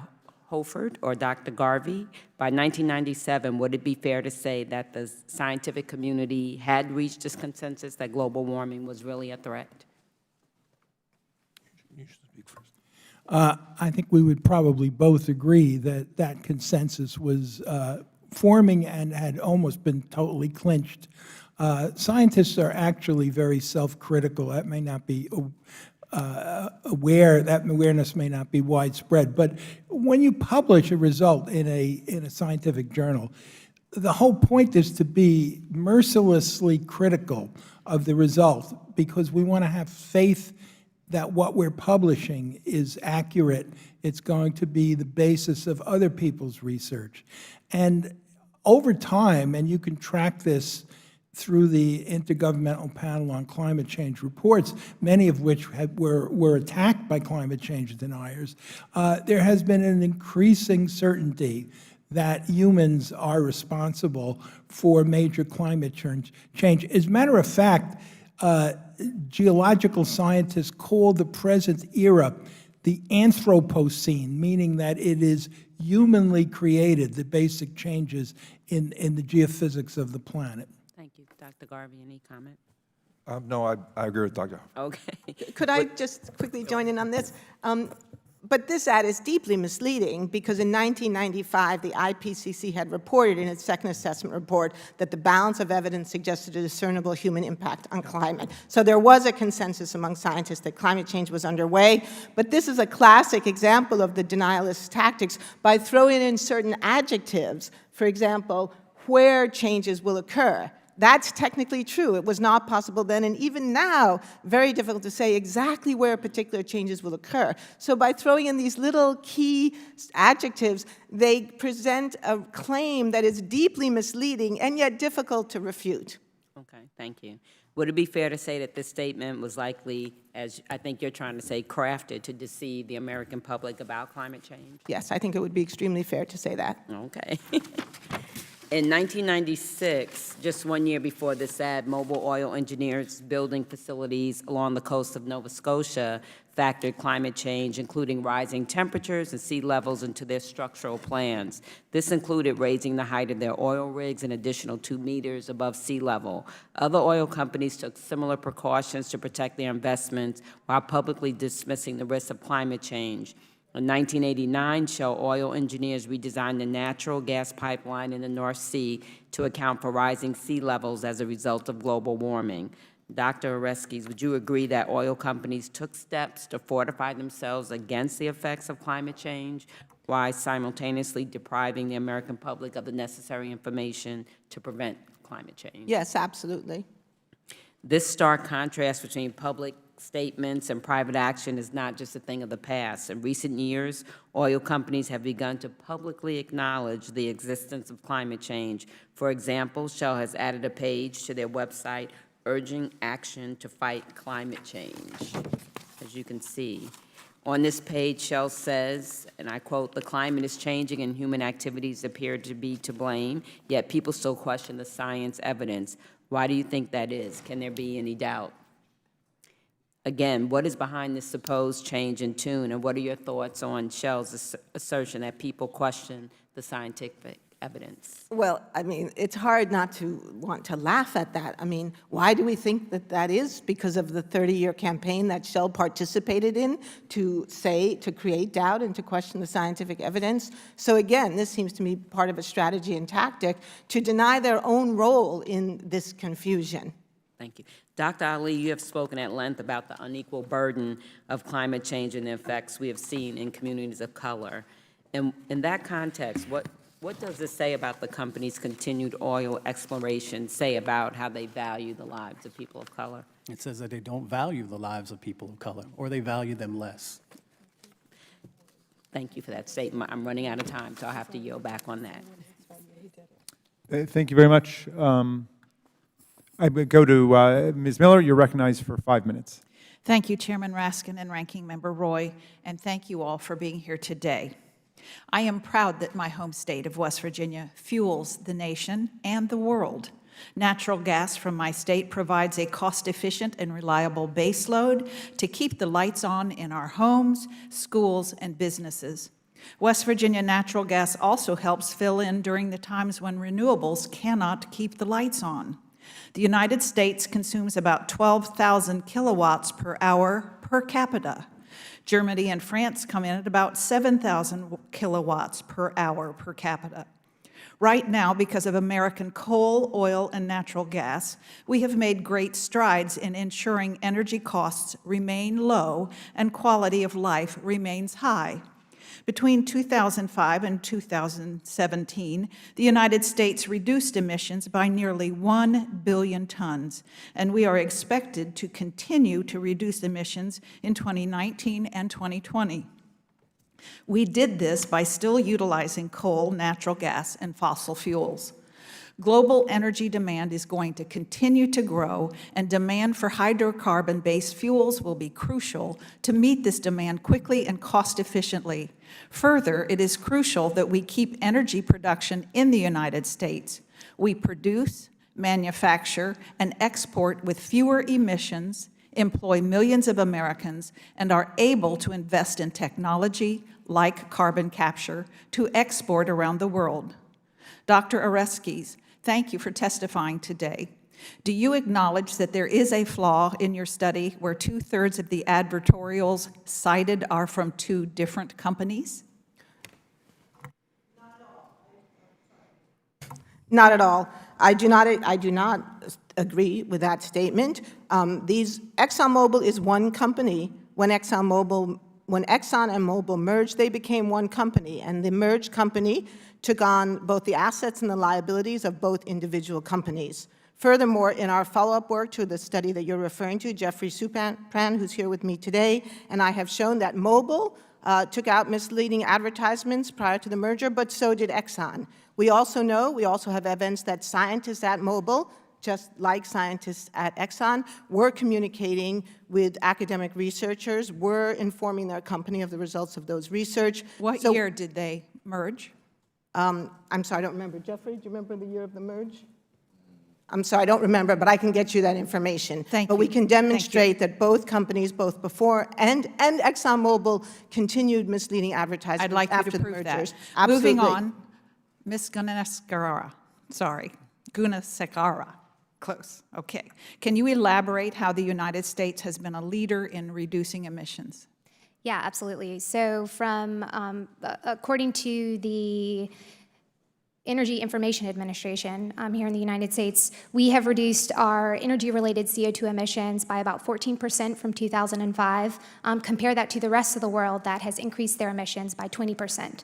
And a large driver of this, as I mentioned in my testimony, is the fact that we have inspired and supported innovations in the energy industry, fossil-based energy industry, that will continue to be an important source of reliable and affordable electricity. And because we have spurred continued investment in these type of innovations from extraction to refinement, use, and then transmission, we have the cleanest, most efficiently produced energy in the world, which is why we've spent significantly less from the federal government perspective having these types of outcomes, whereas you look at some places like Germany and France that have embraced these top-down, overarching, expensive approaches.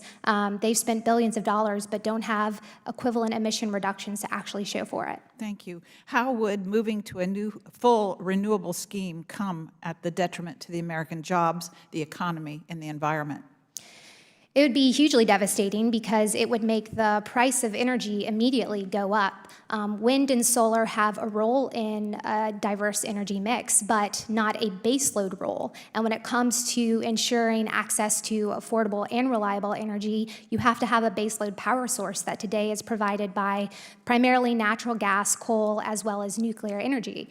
And so a shift to wind and solar, which is primarily what folks are talking about in this context, we we'd have to get used to rolling blackouts, because when the wind doesn't blow and the sun doesn't shine, those energy sources don't provide the energy needed to fuel commerce and to get people to where they need to go. So it would not only be hugely detrimental to the day-to-day life standard of living for everyone, but it would undercut our ability to compete in an increasing global atmosphere where jobs and economic productivity would no doubt be shipped to overseas countries that don't ascribe to environmental protections that are remotely similar to what we do here in this country. So it would be detrimental to everyone. Yes. Thank you. I yield back my time. Thank you very much, Ms. Miller. I recognize now the gentlelady from the Commonwealth of Massachusetts, Ms. Presley. Thank you, Mr. Chairman. There's an old adage in my home community that says when everyone else catches a cold, black folks catch pneumonia. The point is everyone is sick. The issue is just at varying degrees of disease, of illness. And that is certainly true when it comes to the climate crisis.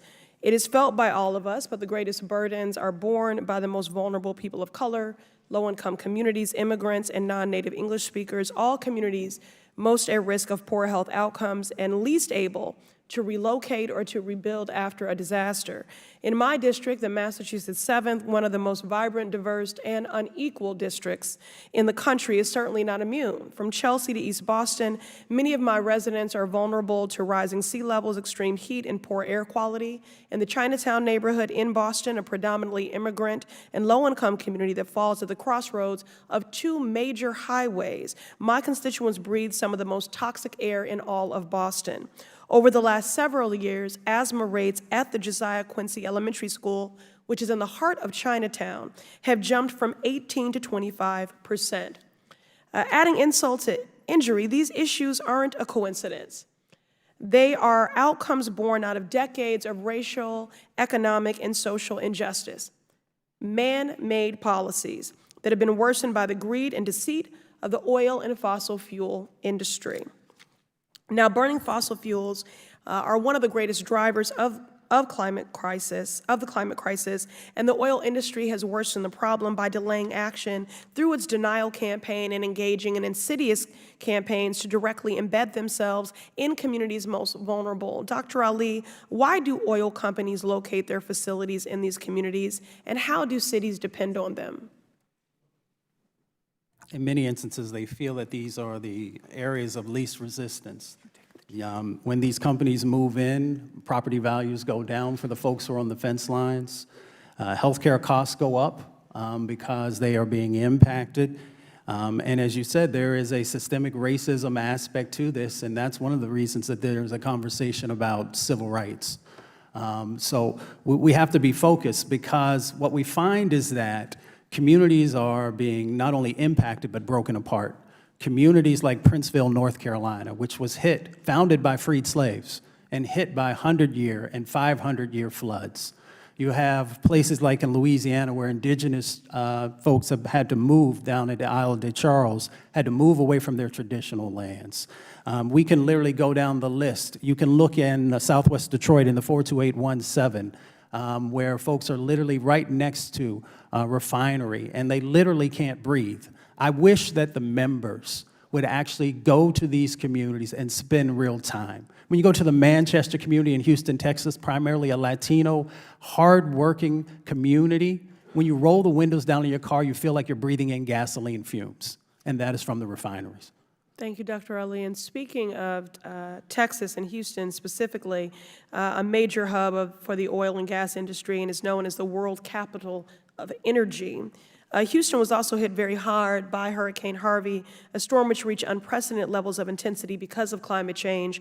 Harvey dumped so much rain on Houston that the National Weather Service had to add new colors to its rainfall chart in order to effectively map it. We know evacuation can be expensive. Dr. Ali, yes or no? When massive storms occur like Hurricanes Harvey or Maria, is everyone able to evacuate? No.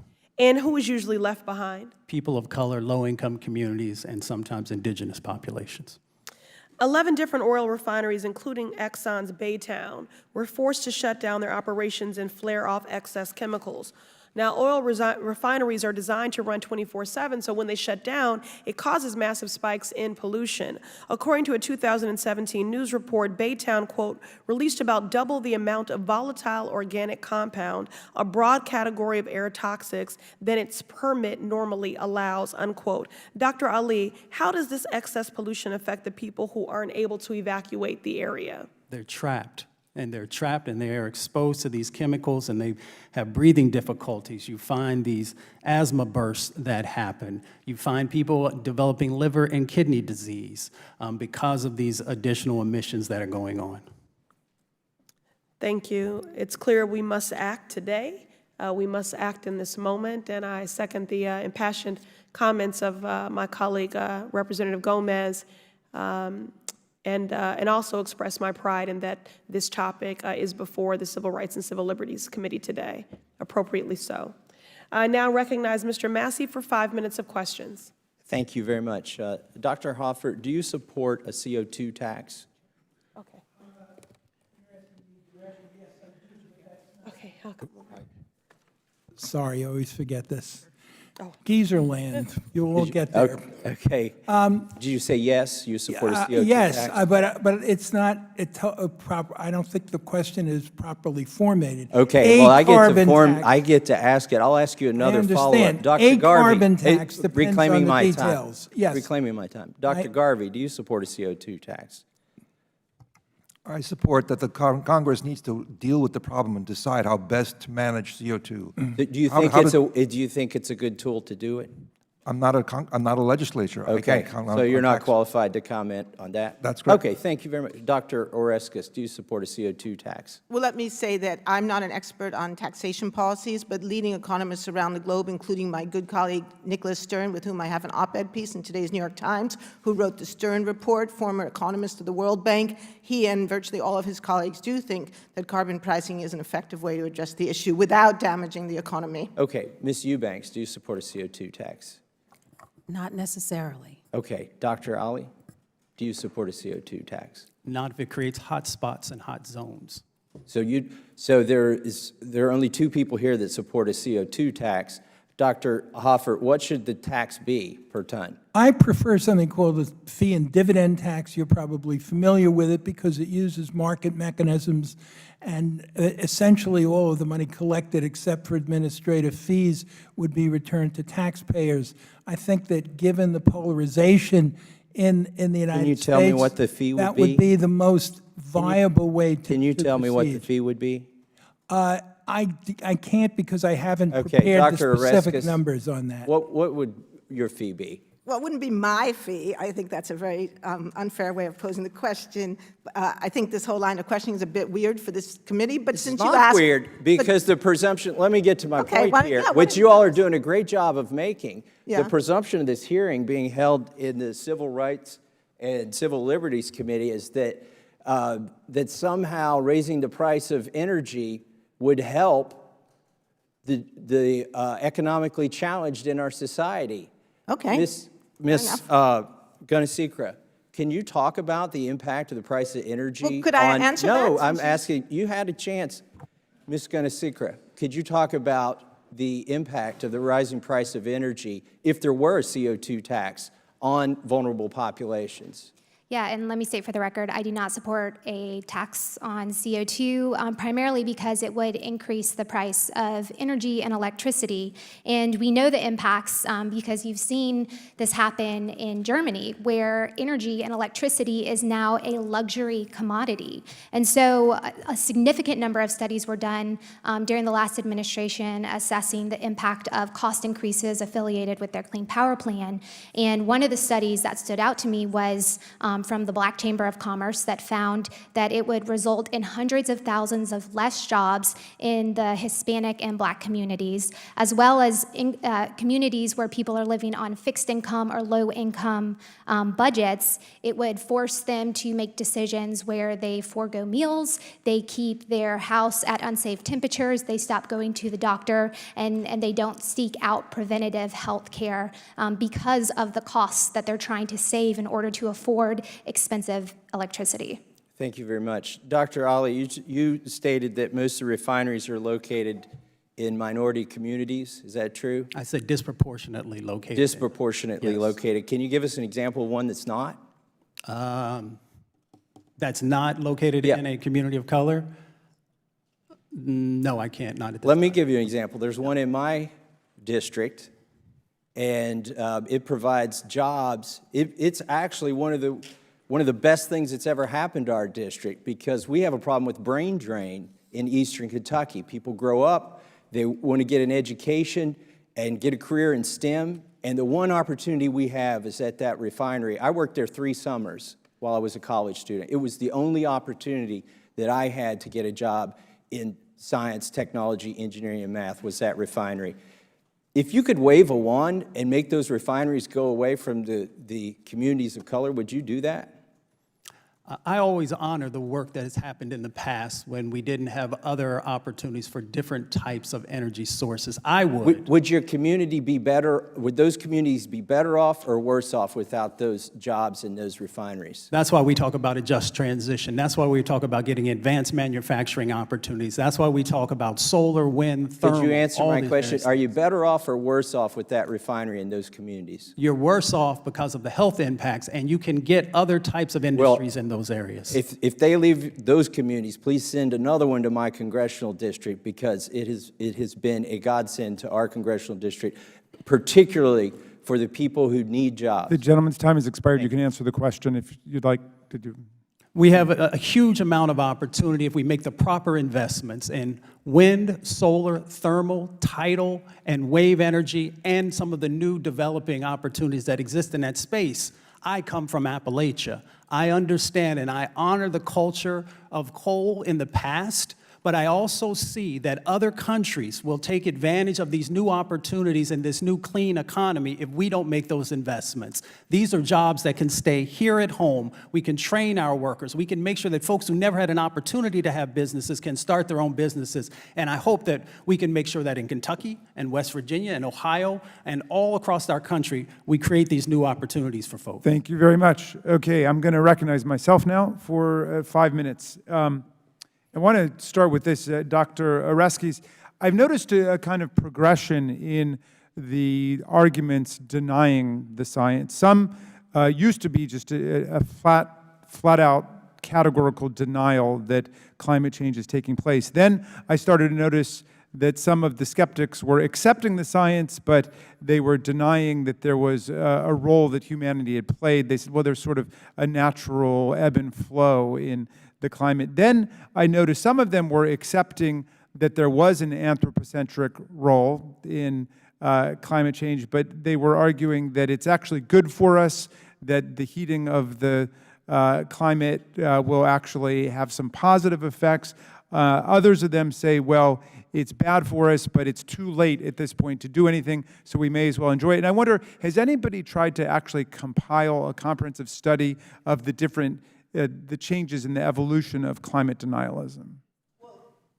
Yes, thank you for that question. And in our own work, we've documented this, so have a number of other scholars. And I think we've actually just witnessed this in this very last few minutes. So one of the denying and disinforming talking points now is this claim that carbon pricing will increase the price of energy. That is false, and it's false on 2 levels. It's false because it won't increase the price of energy, it will increase the price of carbon-based energy, and that's the whole point. The point is to level the playing field, because carbon-based fuels have received gigantic subsidies, both in the United States and around the globe, and to allow renewables to compete on a level playing field. In addition, and this is very important, so please bear with me, we used a pricing system to deal with acid rain, and that was brought in by a Republican president, President George H.W. Bush, who under the Clean Air Act amendments, which he signed, introduced a pricing system for the pollution that caused acid rain. It was an emissions trading system, and everyone who was opposed it said it was going to increase the price of electricity, and all the same arguments that we've just been heard today were used.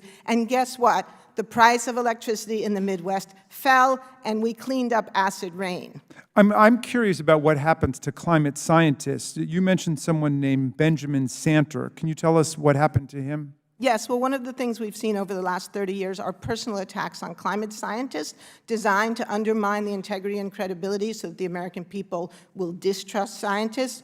So Ben is the scientist who first proved that climate change could not be attributed to changes in solar radiation. He was the lead author of a crucial chapter in the second assessment report of the IPCC, and he became a target of an organized, systematic effort led by the George C. Marshall Institute, one of the think tanks that we've written about, accusing him of scientific misconduct, accusing him of fraud, and even though every single person who was involved in the report denied those claims, all said that he had done nothing wrong, this was repeated over and over again. And I'd like to point out— So he was actually demonized and vilified by the oil industry Correct. rather than him be demonizing them. Exactly, thank you. And if I could just point out, the George C. Marshall Institute folded a few years ago. They became the CO2 Coalition. Energy 45, which Ms.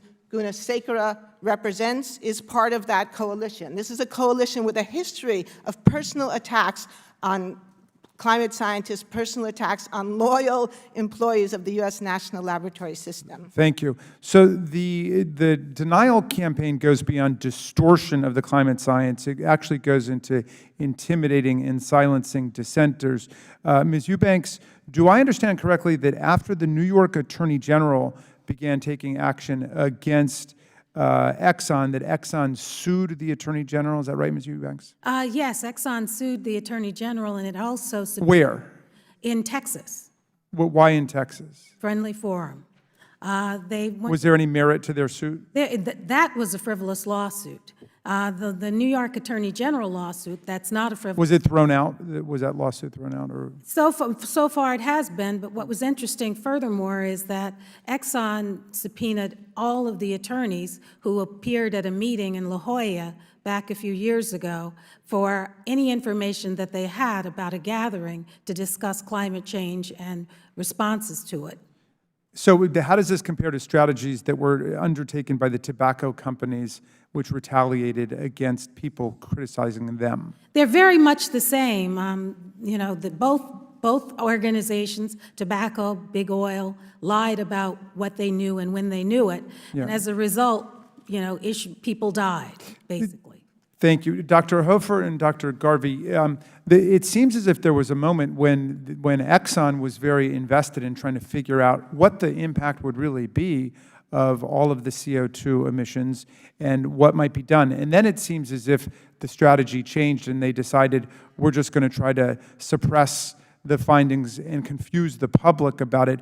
But why do you think that took place? And was there actually a moment when they decided to change course? Dr. Garvey? Well, I can say that in 1982, when the oil market collapsed and there was significant reductions in the price of oil, Exxon really retrenched in terms of its research expanse, if you would. And at that point in time, they began to sell off major divisions of their research company, things like lithium battery research and other divisions of the Exxon Research Engineering Company, as they retrenched and focused solely on oil. So there was really a sea change that occurred sometime in the mid-'80s to the early '90s, where they had gone from this very broad-based, very future-looking energy company to becoming an oil company. That was very evident to me as I watched the different divisions become sold off. Thank you. I'm afraid my time is up. I'm going to now recognize Mr. Roy for his questioning. Thank you, Mr. Chairman. Dr. Oreskes, a quick question. Would you agree with the statement that scientific studies should be conducted in a manner that doesn't dictate results and with a methodology that avoids bias by researchers as a general matter? Yes? No? Yes. Is it true that in 2015, 2016, before you conducted the report that has been discussed a lot, that you tweeted, quote, "Did Exxon deliberately mislead the public on climate change?" Hello, of course they did. And that you tweeted, "Exxon's actions may have imperiled all of humanity. It's time to divest." Yes or no? Did you tweet those things prior to your report? I believe it was after the report, but I could check on that. Okay. Well, I've got data that shows those tweets were before your 2017 report. Could be. Is it true that you are at least, you and your partner or your co-author are at least partially funded by the Rockefeller Foundation? We received a very small amount of money, $5,000 from the Rockefeller Family Fund, yes. Okay, thank you. And did you and a number of the people that are involved in this discussion about Exxon appear at a summit in 2012 discussing these issues, long before the report was done in, I think, La Jolla? A summit, I'm not... La Jolla. we, as Sharon Eubanks, Yeah. as Ms. Eubanks just said, a group of us got together to discuss in La Jolla how we could address the disinformation campaigns that we had documented by our research. So thank you for that answer. So there's a coordinated effort, at least on whatever side you want to point to in I whatever wouldn't call direction. it coordinated. It was an academic discussion. Okay, because there's no coordination in academic discussions. No, if you've ever been in academia, you know there's no 2000 coordination. in 2018, what was the relative mix of energy portfolio in the United States? How much of it was fossil fuels and nuclear versus renewables? I believe about 20% is renewable energy. Okay, the data I have has 84% as fossil fuels and nuclear power. My point being, in my question, I'd say to Dr. Ali, you mentioned in a response to my colleague from Kentucky, you said something in the zip code of honoring the culture and the talking about coal with respect to the past, because of your history in Appalachia. I think my question is then, as we're sitting here, and this is a hearing looking backward at what Exxon may have said or done, if I heard you correctly, you're saying you think it's appropriate to honor the efforts of companies in the past that produced the energy that is now resulting in 84% of the energy that we have in the United States. I honor the workers, excuse me. I honor the workers in that space. Okay, and who employs those workers? Well, of course, they're employed by whomever owns those respective companies. And who owns those corporations? The owners. The stockholders. Well. And where do those stocks lie? In the hands of in many of people's retirement accounts. Here's my point. My point is we have companies that are creating energy for the world. 84% of the energy that the United States of America uses is produced by fossil fuels, roughly 63, 64%, and 20% nuclear. Which brings me to another point. Dr. Hoffer, yes or no, do you support nuclear power? I do. Dr. Garvey, do you support nuclear power, yes or no? I do. Dr. Oreskes, do you support nuclear power? I do not. Ms. Eubanks, do you support nuclear power? No.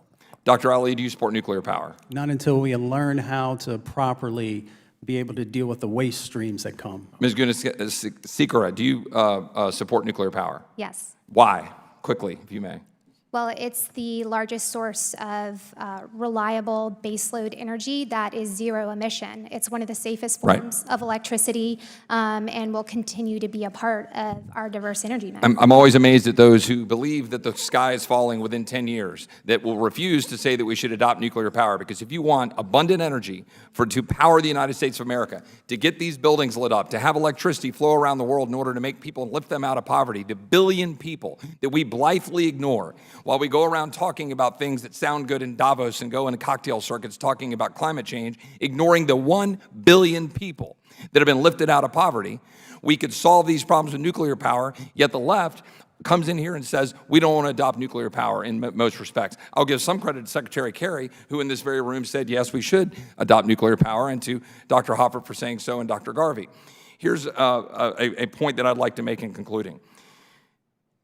My grandfather-in-law, my wife's grandfather, Alan Key, moved to the panhandle of Texas in the 1930s after growing up in a very, very poor household in Arkansas, lived by himself on a cabin, dirt floors, worked himself up working at Phillips Petroleum for 55 years. He worked for Phillips Petroleum, working in a plant in Phillips just outside of Borger, Texas, his whole life. He passed away at 94 years old. His work, working for those companies, allowed my wife, her brother, to go to Texas A&M University, the children of a single mom, because he worked his whole life there, helping produce the very lifeblood of our economy. And forgive me for getting a little aggravated when, yes, Texas is being attacked directly. I'll put aside all of the highfalutin stuff about what energy does for the rest of the world. We want to talk about minority impact. Go look at Africa and sub-Saharan Africa. How do we get power to Africa? Lifting people out of poverty around the world because of clean, abundant energy that we can make available to the world? That's what should be our motives. That's what should be our goals. And this is what should be motivating us instead of talking about what theoretical impacts might be existing here, as opposed to the direct, calculable impacts on people's lives by clean, abundant energy being available to them every single day. Thank you, Mr. Chairman. All right, Mr. Roy, I just want to say, at least on behalf of myself, I assume I speak for a lot of people on the panel, none of you have ever, or at least I've never been to Davos, and I'm not on the cocktail circuit. I'm pretty much a prohibitionist and pretty abstemious. myself, so I'm not quite sure who that reference was directed at. I will say that the witnesses have been very kind in responding to a series of questions. They were not invited to come here to testify about. What we're looking at is the oil industry's awareness and knowledge of the impact of their business on climate change and what they did and what they didn't do historically and how that informs what we're going to do going forward. So this has nothing to do with nuclear power. I'm sorry that some of the witnesses apparently disappointed you in taking a position for nuclear power. There was no litmus test on nuclear power or any other issue. We brought in the people who we found most expert on the question before us. All right, with that, I'm going to call on Ms. Wasserman-Schultz, who's recognized for her 5 minutes of questioning. Thank you so much, Mr. Chairman. As my colleagues I know mentioned, ExxonMobil has a long, treacherous history of hiding what it knew about climate science, but there is no question that the multinational megacorporation has gotten more slippery with regards to its stance and actions on climate change. The company now claims to support the Paris Agreement, even as Trump is trying to pull us out of it. You'll see on the slide here, in a January 2018 blog post, Exxon's public affairs director explained, quote, "We believe the risk of climate change is real, and we are committed to being part of the solution." However, ExxonMobil's corporate website recently stated, and I quote, "Current scientific understanding provides limited guidance on the likelihood, magnitude, or time frame." This seems like a double down on their old-fashioned playbook of denial and obfuscation to me.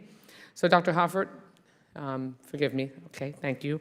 Do you agree with ExxonMobil's statement highlighted on the screen? The one that I just read, where they say that, please read it. Current scientific understanding provides limited guidance on the likelihood, magnitude, or time frame. Could you please say when that statement was made? 2018. Last year. Okay. Of course, that's absolutely incorrect as far as something like over 95% of scientists who publish in peer-reviewed journals, and that's very important to us because it means it's been vetted and critically reviewed, agree that humans are having an effect, a noticeable effect on climate. And it's more quantitative than that. There's as I mentioned before, we call this era the era of the Anthropocene, meaning that humans are now the dominant effect on the environment of the Earth, for better or worse. Of course, the evidence, and I've been working on this for 30 years, has increasingly shown that the predictions of climate change from CO2 emissions, mainly from fossil fuels, has increased, has eventually caused climate change. Starting from back in the 80s, when the Earth was actually cooling, I remember I was working at the Goddard Institute for Space Studies. We made an estimate that the climate change would start emerging. My time is sorry about that. It's an Hoffert. interesting story. It is. I'm confident. And you're a former Exxon consultant, correct? I'm a former Exxon consultant. Okay. Thank you so much. Dr. Garvey, how would you respond to the claim that science provides limited guidance about the risks posed by climate change? Let me just start by saying that I've not studied climate change for the last 30 years. I was a researcher at Exxon for 5, but I would say that there's a lot of information in the literature that provides strong and clear guidance as to what the planet is likely to be subject to. And do you believe that ExxonMobil is committed to being part of the solution? I don't feel comfortable commenting on that. I really don't know. You don't know. Okay. Dr. Oreskes, what do you think ExxonMobil is trying to do here with scientifically inaccurate statements like this? I think they're trying to do the same thing that we know they've done for 30 years, which is to confuse people, to make people think that the issue is not sufficiently certain as to provide a basis for moving forward. And if I could just answer the question you put to Mr. Garvey. Please, yes. We know that ExxonMobil is not really committed to action on climate change because of their exploration profile. I'm a geologist by training. I started my career as an exploration geologist. When you explore for new oil and gas reserves, you are committing to developing and using those reserves 20, 30, 40, 50, even 100 years into the future. And that belies their claim to be committed to this issue. Yeah, and when they bury a statement that clearly is the opposite of what their public affairs director said, that they are essentially trying to speak out of both sides of their proverbial mouth. Exactly. Dr. Alley, how would you describe the seriousness with which the company has responded to warnings that climate change will have disproportionate impacts on communities of color? I don't think they're serious. You got to turn the mic. I don't think they're serious at all. What gives you that feeling? Because they know, one, the impacts that they've had for decades now on our most vulnerable communities. And they know also that they are going to drive more storms, more significant climatic events that are going to disproportionately hurt those communities. So I say that I don't think they're that serious about the concerns of our most vulnerable communities. Have you noticed that they've taken any significant steps towards addressing the impact of climate change and their effect on climate change in communities of color? I think the best way to answer that is that I've worked in over 500 communities. I have constant conversations with leaders in those communities, and it's never once been relayed to me that they feel that they are doing anything of significance to better protect their lives. Thank you. I yield back the balance of my time. Thank you very much. And I believe you. If I just might have 10 seconds, I need to correct the record because I think I misspoke and said that my grandfather-in-law's name was Alan Key and it's Alan Reed. That was my mother-in-law's married name, and I think I misspoke. So I need to make sure that record gets corrected. Okay. In the interest of domestic harmony, yes, without objection, we will allow that. And now we go to the gentle lady from New York, Ms. Ocasio-Cortez, for her 5 minutes of questioning. Thank you, Mr. Chairman, and I'd like to thank all of our witnesses for coming here today to testify on very important aspects of one of the most pressing issues of our time. Dr. Garvey and Dr. Hoffert, is climate change real? Climate change has been taking place over all geologic history.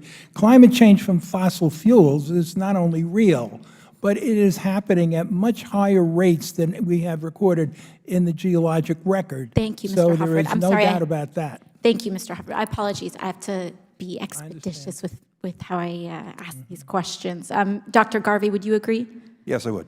Are large corporations' use of fossil fuels one of the primary causes of climate change that we're seeing today? Yes, is the simple answer. Same here. Yes. And how long has there been roughly a scientific consensus surrounding those two facts? I would say roughly 20 years, and that consensus is of actively working scientists who publish in peer-reviewed journals. Thank you. And we have documents going back decades showing specifically that Exxon knew about climate change. In 1977, Exxon scientist James Black told Exxon's top executives that, quote, the most likely manner in which mankind is influencing the global climate is through carbon dioxide released from the burning of fossil fuels. This was in 1977. This was followed by an internal memo in 1979, which stated that, quote, the present trend of fossil fuel consumption will cause dramatic environmental effects before the year 2050. Dr. Garvey, would you say that the folks you worked with at Exxon agreed with the consensus on climate change? Wholeheartedly. Dr. Hoffert? I can testify to after 1981 because I was working at Exxon with a group that was doing the calculations, and of course, we did know that. Understood. Dr. Hoffert, your work with Exxon was focused on the carbon cycle and climate modeling. I have a slide up here. Are you familiar with this graph from 1982? I believe I am, but, oh, I just saw the graph. Yeah, that is a calculation. I'm not sure who specifically to attribute it to. It could have been done by either of the researchers I was working with. Can you briefly explain what it shows? Sure. What it shows is a projection into the future of carbon dioxide levels and climate change associated with those carbon dioxide levels coming from fossil fuels. I don't have time for a detailed explanation, but that's it. Briefly. And it's a very accurate representation of what today's climate change actually is. So this was a model from 1982 with startlingly accurate projections into the present That's day. correct. The orange line shows the actual level of carbon dioxide in the atmosphere through this year.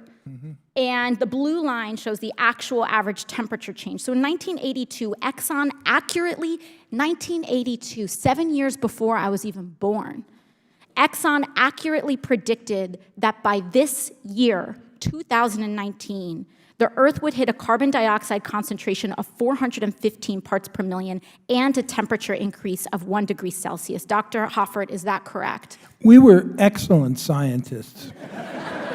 Yes, you were. Yes, you were. So they knew. They knew, and I presume they knew what some of the consequences of that 1 degree Celsius change would be. Some of them, not all. Absolutely. I would like to have an opportunity to discuss that if someone asks me. Dr. Hoffert, you have previously said that Exxon's historic denial was immoral and greatly set back efforts to address climate change. That's correct, yes? It is correct that I said that. I have good reason to say it. And in 1998, API's Global Science Communications Team Action Plan, which involved Exxon, Chevron, Southern Company, and more, laid out the industry's denial campaign.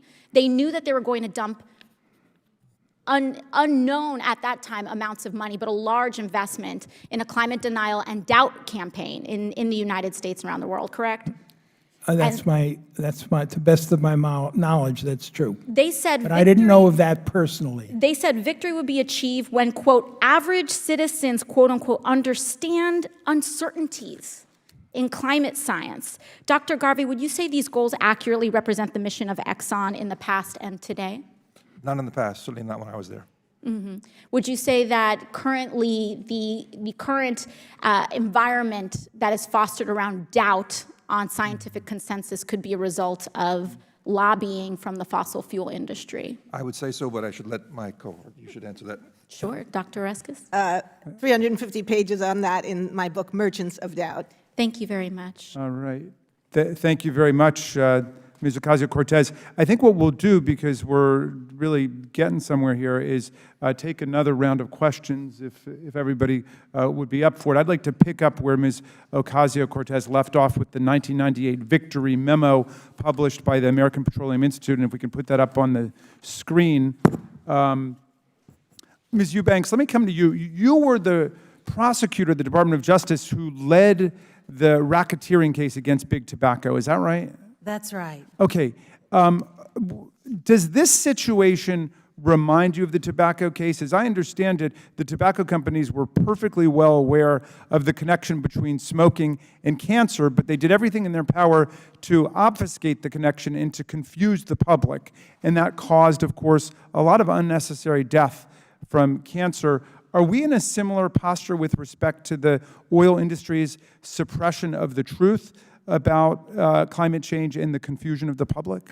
Yes, it's very similar. In fact, what the government did when, in regards to the tobacco industry, is it filed a racketeering case based upon the misrepresentations that were made. And they're very similar. When you look at what the oil companies did here, is they denied that there was a consensus, and at the same time, their internal documents show that they knew that there was a consensus. But on their behalf, I mean, all they were really saying was there's uncertainty. Everything about life is uncertain, and scientists are paid to ask questions. What was really wrong with them saying, we don't know, it's not sure, it's uncertain? Could the suggestion of uncertainty actually constitute actionable fraud against the public? Well, it really wasn't just uncertainty. It was, you can tell from the internal documents that they were certain. So they were misrepresenting factually what the knowledge was at the time, and therefore delayed any action that could have gotten us to solutions much quicker. So the representation of uncertainty in the scientific field, when in fact there is a certainty of scientific consensus, is itself actionable fraud. Yes, it is. And it was in the Rico case in tobacco, and there was an enterprise, a group of organizations, just like we see in the victory memo, who got together to do this, to work and coordinate their activities. And, you know, that the United States prevailed in that case in the tobacco litigation, and many people at the time said that that was an improper use of Rico. It was sustained all the way up the appeal channel. Okay, Dr. Oreskes, you seem to have studied the history of this. Was there a moment when Exxon, Mobil, or Shell, or any of the oil companies were tempted to act as first responders, to blow the whistle, and to try to get government to address the emergency of climate change with the requisite seriousness? Or was it always clear to them that they just wanted to keep a good thing going with the amount of profit that was being won from the fossil fuel industry? Well, I think that would be a very good thing to investigate. One of the things we don't know exactly is how this shift occurred from the good ExxonMobil that we heard about that was doing high-quality science, publishing in peer-reviewed journals, to this period sometime after the late 80s or 1990s when ExxonMobil and other fossil fuel companies became involved in this organized effort to sow doubt. Dr. Ali, I read an interesting book by Jared Diamond called Collapse, in which he talks about how civilizations collapse. And one of the key signs he invokes is when the governmental process is captured by specific subgroups, small special interest groups, to the exclusion of the interests of the many. Do you think we are in a situation where our energy policy, our environmental policy, our public policy has been dictated by a small subgroup of the society, and what we're trying to do now, at least what some people are trying to do, is to struggle for a broader representation in terms of government policy? Yeah, the vast majority of citizens in our country know that climate change is real and they want real action on it. But we have, in my work at the Environmental Protection Agency and in other jobs that I've had, I've seen that there is that small group that have had huge influence in our policy. And I see that influence also shown here on Capitol Hill. Are there any other countries on Earth where the scientific consensus on climate change is being doubted and interrogated by paid climate skeptics? Are there entire industries in the UK or Germany or France or Canada or Mexico where people's job is to go out and to try to cast doubt on the scientific consensus? We see it here in the United States, and probably the only other place is Russia. Okay, and is anyone else on the panel aware that there are climate skeptic industries in other countries? Yes, Dr. Oreskes. One of the things we showed in our work is that this began in the United States. It was largely funded by American industries, but it has spread. We now do see paid climate denial in Australia, a little bit in Canada, and a little bit in the United Kingdom. But those are the only places, and we can show that it came from the United States. Okay, my time is up, and Mr. Roy, you're recognized, or Mr. Massa, you're recognized for 5 minutes. Ms. Gunasakar, can you speak about the impacts of the Green New Deal, the proposed Green New Deal generally, and then more specifically on low-income communities? Yeah, absolutely. Before I get to that, though, I want to go back to something one of the panelists said about one of the groups of scientists that I work with on the CO2 Coalition. I think it's important to understand that asking questions in the context of science is not denialism. The very essence of better scientific understanding is by asking tough questions and challenging the status quo. The scientists I know that work at the agency today, at EPA, that I've worked with internationally, and that I have worked here in Washington, D.C., and across the entire United States, they ascribe to that. And what's different in the context of climate change science compared to other areas of science that I work closely on, including air quality assessments, is that anyone who speaks up and mentions some measure of uncertainty, they get attacked. So much to the point, one of the scientists I work with that's affiliated with the CO2 Coalition, his office on the University of Alabama's campus got shot up. And there is a massive backlash for any scientists willing to ask tough questions and have some measure of reason and balance as they are assessing these very complex and sophisticated issues. And I think complex and sophisticated is a better accounting of the current state of the climate science discussion that is ongoing in a number of different applications, including the relative sensitivity of the planet to a mild and manageably warming climate that we have seen and many have been talking about openly. So back to your original question, the problem with the Green New Deal is it's completely unrealistic. It would force an unnatural shift to renewable energy sources, which we talked about earlier, would lead to an exponential increase in the price of electricity. There's significant economic consequences to that.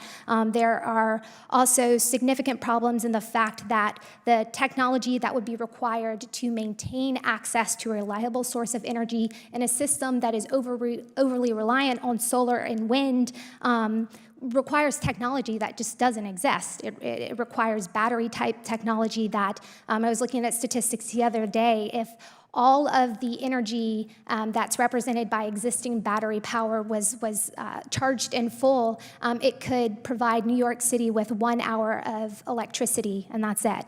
Not to say we shouldn't continue to seek out research and improve those technologies, which will no doubt continue, but just to say that we should force an unnatural shift to sources that were never designed to provide baseload energy, which is the most important when it comes to providing affordable, reliable electricity.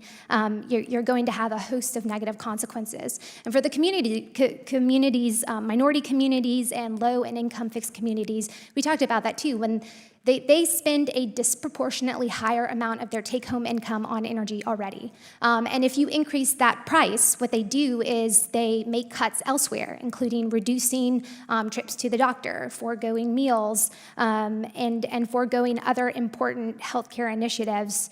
So it also has the ability to undercut future employment opportunities. And you're going to make the price of electricity go up, and you're also going to take away their ability to pay for it through a job. So it's extremely problematic, totally unrealistic, and fails to recognize the fact that the United States, we already lead the world in terms of emissions reductions. There's a very good news story, and it doesn't require restructuring the entire economy so that it's more aligned with socialism than it is with the democracy that's produced the innovation and the positive environmental impacts we're experiencing today. So one of the problems with low-income communities, and by the way, this is Appalachia, where I live as well, is transportation to work. Would the Green New Deal increase the price of transportation and make it harder for people who are trapped in these communities to get to work? Yeah, I believe a lot of the details around the Green New Deal and how it would ultimately be implemented are missing, but an underlying element of it is to shift vehicles away from internal combustion engine fossil fueled vehicles into electric vehicles. And today there's been, after decades of subsidies and whatnot, electric vehicles represent about 3% of total cars in use today. So there's a significant problem in terms of having the infrastructure to make it to where people could reliably get to work. And also the cost of the technology are much more expensive, which is why you see only a few are able to afford things like the Tesla and things along those lines. The other thing it ignores too is in the context of electric vehicles, there's a lot of minerals in those in the batteries that if you were to suddenly shift and force in large swaths of the population to drive them, there's major mining implications for that and exacerbation, something I've looked closely at, of child labor practices in Africa, where cobalt, which is a huge portion of these batteries, actually comes from. Okay.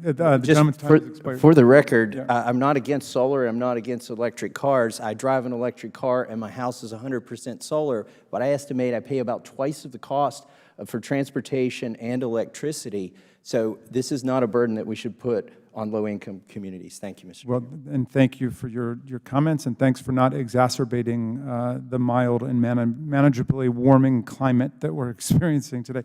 I will come now to Ms. Ocasio-Cortez for your final 5 minutes of questioning. Thank you very much, Mr. Chair. Ms. Gunasekara, you're here advocating, I heard you mention the CO2 Coalition a few times. You believe they should have a credible seat at the table in climate policy, correct? Yeah, I believe all scientists should have a credible seat at the table. So the CO2 Coalition, are you aware that they are primarily funded by the Mercer family and the Koch brothers? So I'm not familiar with the makings of the institution. I just recently came on board as an advisor that works with them, but I'm not a part of the infrastructure, so to speak. So you may be unwitting to the fact that this coalition that you're a part of is funded by the Mercer family and the Koch brothers. Are you aware that the Koch brothers own oil refineries across several states in the United States and control some 4,000 miles of gas pipeline and infrastructure? Yes. Do you think that there may be any role in their financing with the CO2 Coalition with the advancement of their private interests? Again, I don't know about the financing with regard to the CO2 Coalition. I'll say my engagement with them, though, is not unwitting. It is active and inspired and educated, because a lot of these folks are scientists that have long been diminished and ignored. So you knowingly and the work CO2 for the Koch Coalition brothers? Reclaiming my time. So you knowingly has provided a platform for them to provide reality and balance in the context of the climate discussion. Understood. Thank you for your testimony that you are not unwittingly working for the Koch brothers. Dr. Ali, we don't often think about climate change as a civil rights issue, but global warming is already wreaking havoc and displacing populations across the country and around the world. I've seen your work in climate justice and environmental justice. Can you talk to me a little bit about the consequences for communities of color on not acting on climate change? Well, if we don't act, then we are going to lose more lives. We're going to lose more African American lives, more Latinx lives, more Asian Pacific Islander lives, more indigenous lives. We're going to lose more lives of white low-income brothers and sisters as well, because all of them are the ones who are placed right on the front lines of many of these things that are going on. When you look at all of these places where the flooding is going on, you find that there are poor people who are there. You find that there are communities of colors who are the ones who, after they're hit, they can't come back home. If you look in the Little Petey area in South Carolina, the Little Petey River, folks who were hit by the floods that came through there now have the burden of having to raise their homes to be able to get insurance and to be able to come back home. And if they lose their homes, then they lose that generational wealth. Mm-hmm. And we see these things playing out all across the country. Do you recall roughly how many people died in Hurricane Katrina? 3,000 plus. 3,000. Do you recall how many died in Hurricane Maria? Over 3,000. Yeah, it's around 3,000 as well. So we're talking about 6,000 predominantly black and brown lives that are wiped out. And in terms of the science and the modeling, do we see largely that it's the global south and communities of color that may be bearing the brunt of the initial havoc from climate change? Without a doubt, without a doubt. And least likely to be able to escape or to make the transitions that others who maybe have more wealth can do. And in terms of that wealth, the people who are producing climate change, the folks that are responsible for the largest amount of emissions, or communities or corporations, they tend to be predominantly white, correct? Yes, and every study backs that up.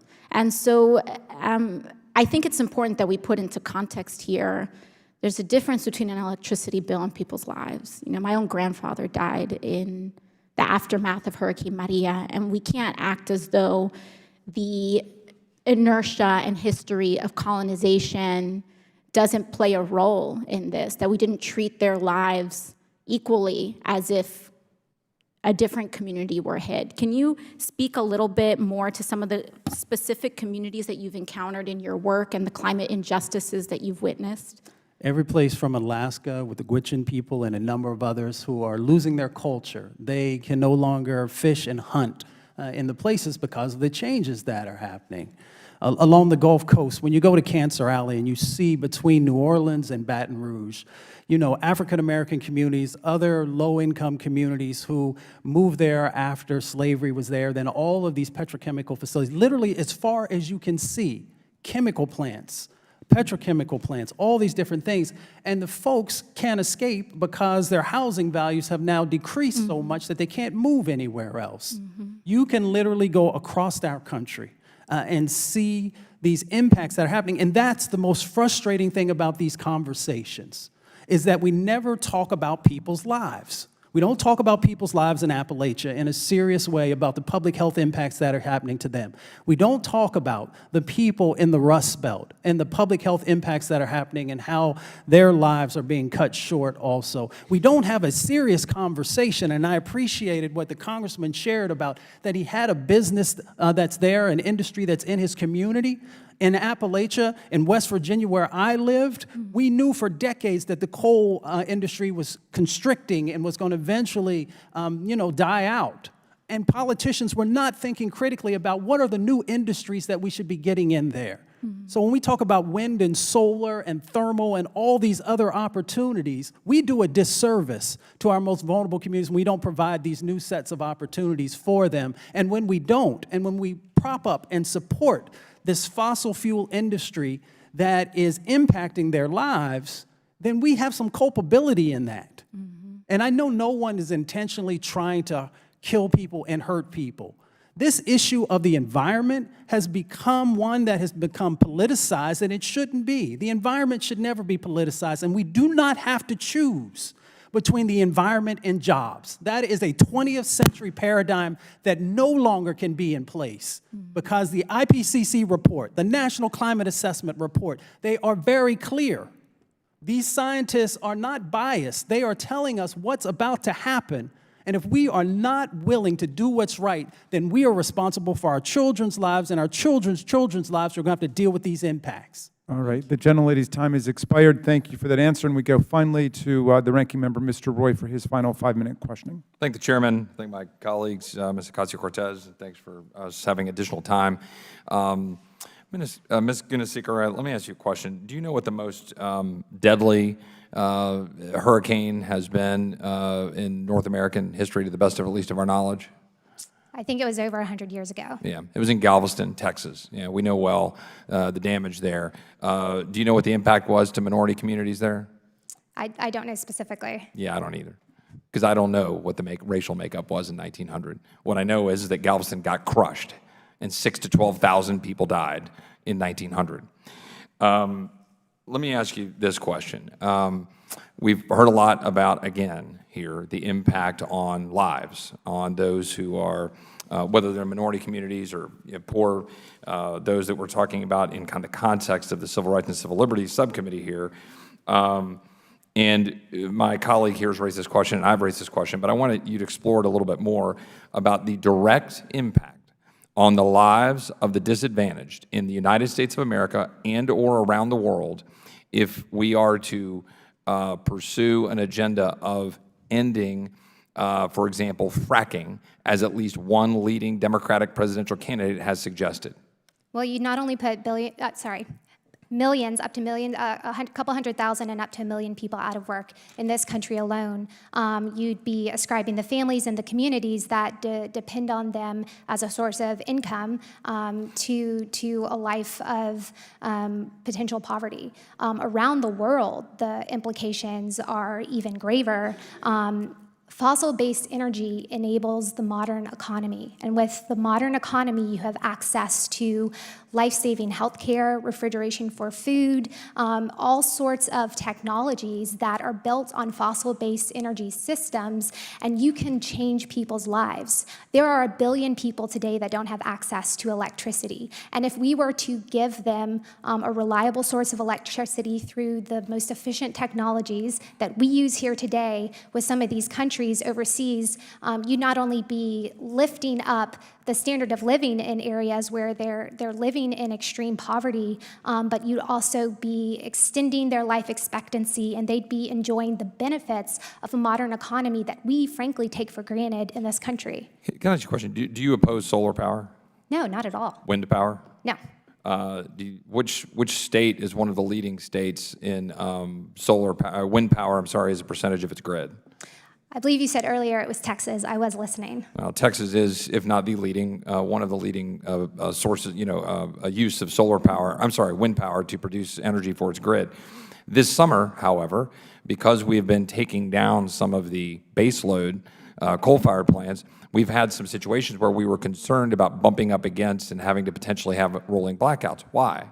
Because we have a difficulty in getting some of that wind power to places distributed around the state and to be able to rely on it as a core element of our grid, empowering our grid.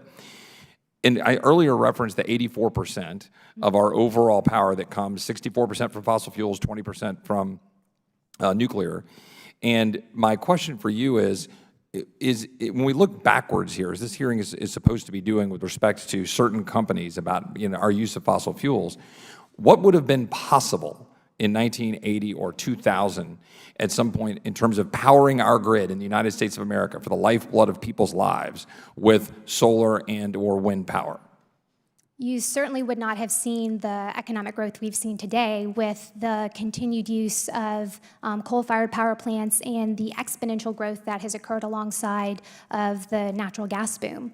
You certainly wouldn't see the historic economic growth we've seen today under President Trump, where we have 6 million new jobs, the lowest unemployment rates across the board when it comes to women, minorities, and other previously disadvantaged communities that were held captive in poverty. And if I might add, the robust economic growth that has been led by the state of Texas significantly, and that is in significant part because of natural gas and the ability to export liquefied natural gas.